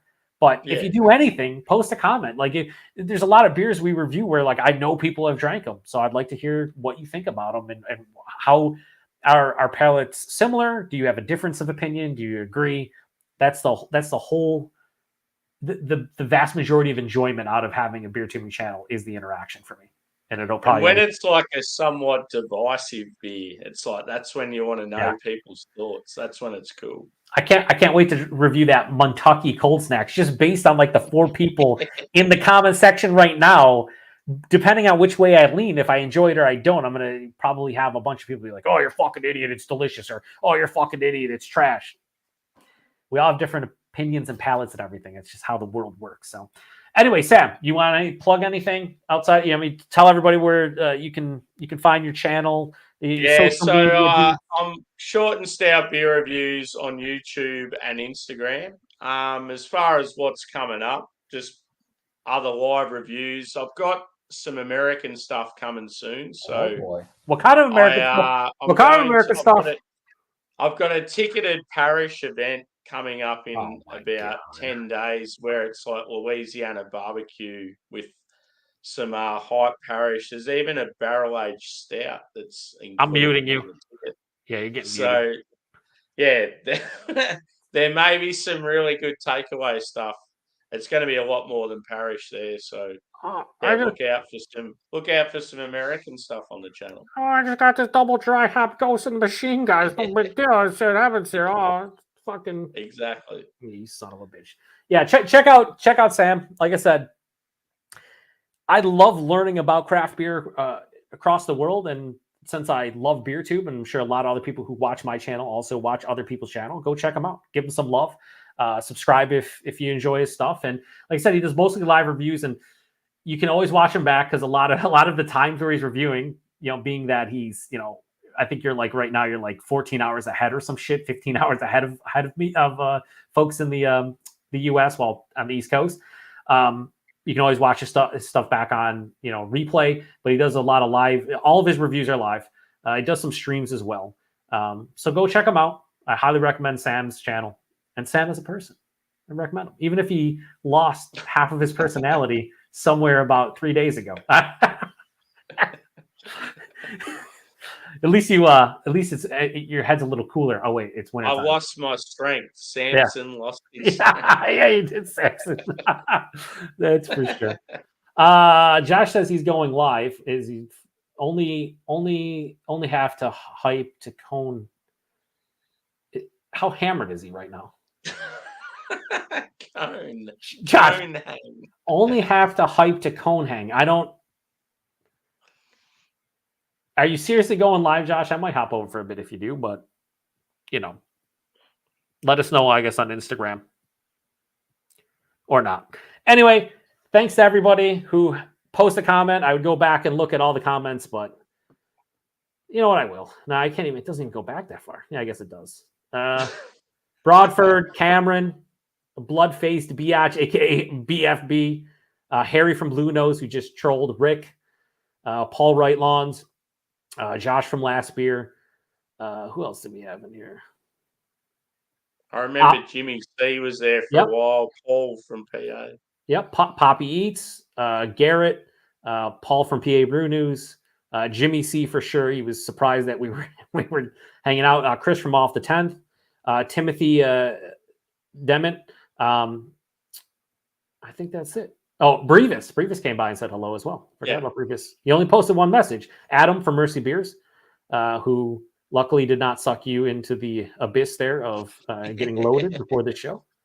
But thanks a lot for joining me, Sammy. It was a lot of fun, buddy. Appreciate it. Thanks for having me, dude. It's been fun. Always, brother. I would like to at some point, like I like doing these monthly recap live streams, but I like to do maybe at some point like a hangout on my channel where I invite like 2 or 3 people and we do like just like maybe discuss like beer news and then maybe like do a group review at some point. Like, you know, combination group review maybe devolves into some beer discussion as a whole. Yeah, me and you need to find some beers that we can have together because I think we work really well together. It'd be cool to do some joint reviews. Yeah. Just you. I mean, it's gonna be harder for you to find the stuff. So if you find stuff that you think I can get, let me know.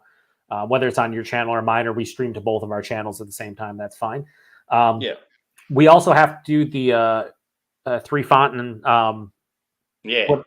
We got to get Josh and the Schlen Curler. So right now I had Steven with that beer mail sent me the base Meriton. So I have that. I have the fucking Schwarzbier, and I also have the Lent beer. So I have literally 3 Schlinkerlas in my fucking fridge. You just have to find a time where everybody can make it.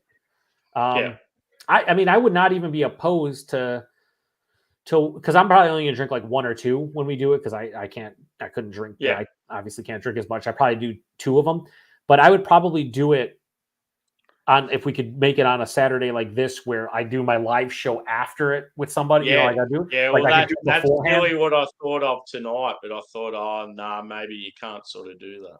Yeah, so maybe next time we do that, we try to see if we can get people together like a couple hours beforehand, and then I do the show afterwards with whoever, you know. So, BFB before he goes says, by the way, that's serious beer, dude. Cheers. Yeah, you should have saw it before he trimmed it. Picture Sammy. It was way down here. Sammy legit looks I had like full on long hair and like. Yeah. Sammy, the easiest way to explain it is just saying I look like Forrest Gump when he went on his run. That's exactly what he looked. The long hair, the long beard. Hang on, I'll bring it up. Okay. No, thank you. Is exactly what Broad Fjord. Broad Fjord. Yeah, that's him right there. That's let me put this on the main screen real quick. Hang on. That was me about a week ago. Yeah, that's Sammy right there. That is 100% his face. About a week ago. That's pretty hilarious. But yeah, no, thanks to everybody who stopped by and support. It was a lot of fun. I'll probably do this again in another month, and we'll see who else joins me. But probably, like I said, maybe we'll do, if we do the Schlenkerla thing, we'll figure it out. If not, I'll just probably do a review like I did today, or maybe you and I do a review if we can find the same thing, whatever the case may be. But we'll see. But thanks, Sammy. Thanks everybody stopping by. Check out his channel. You're already checking out mine. Bing, bing, bing. Take it easy, everybody. Have a good one. Cheers.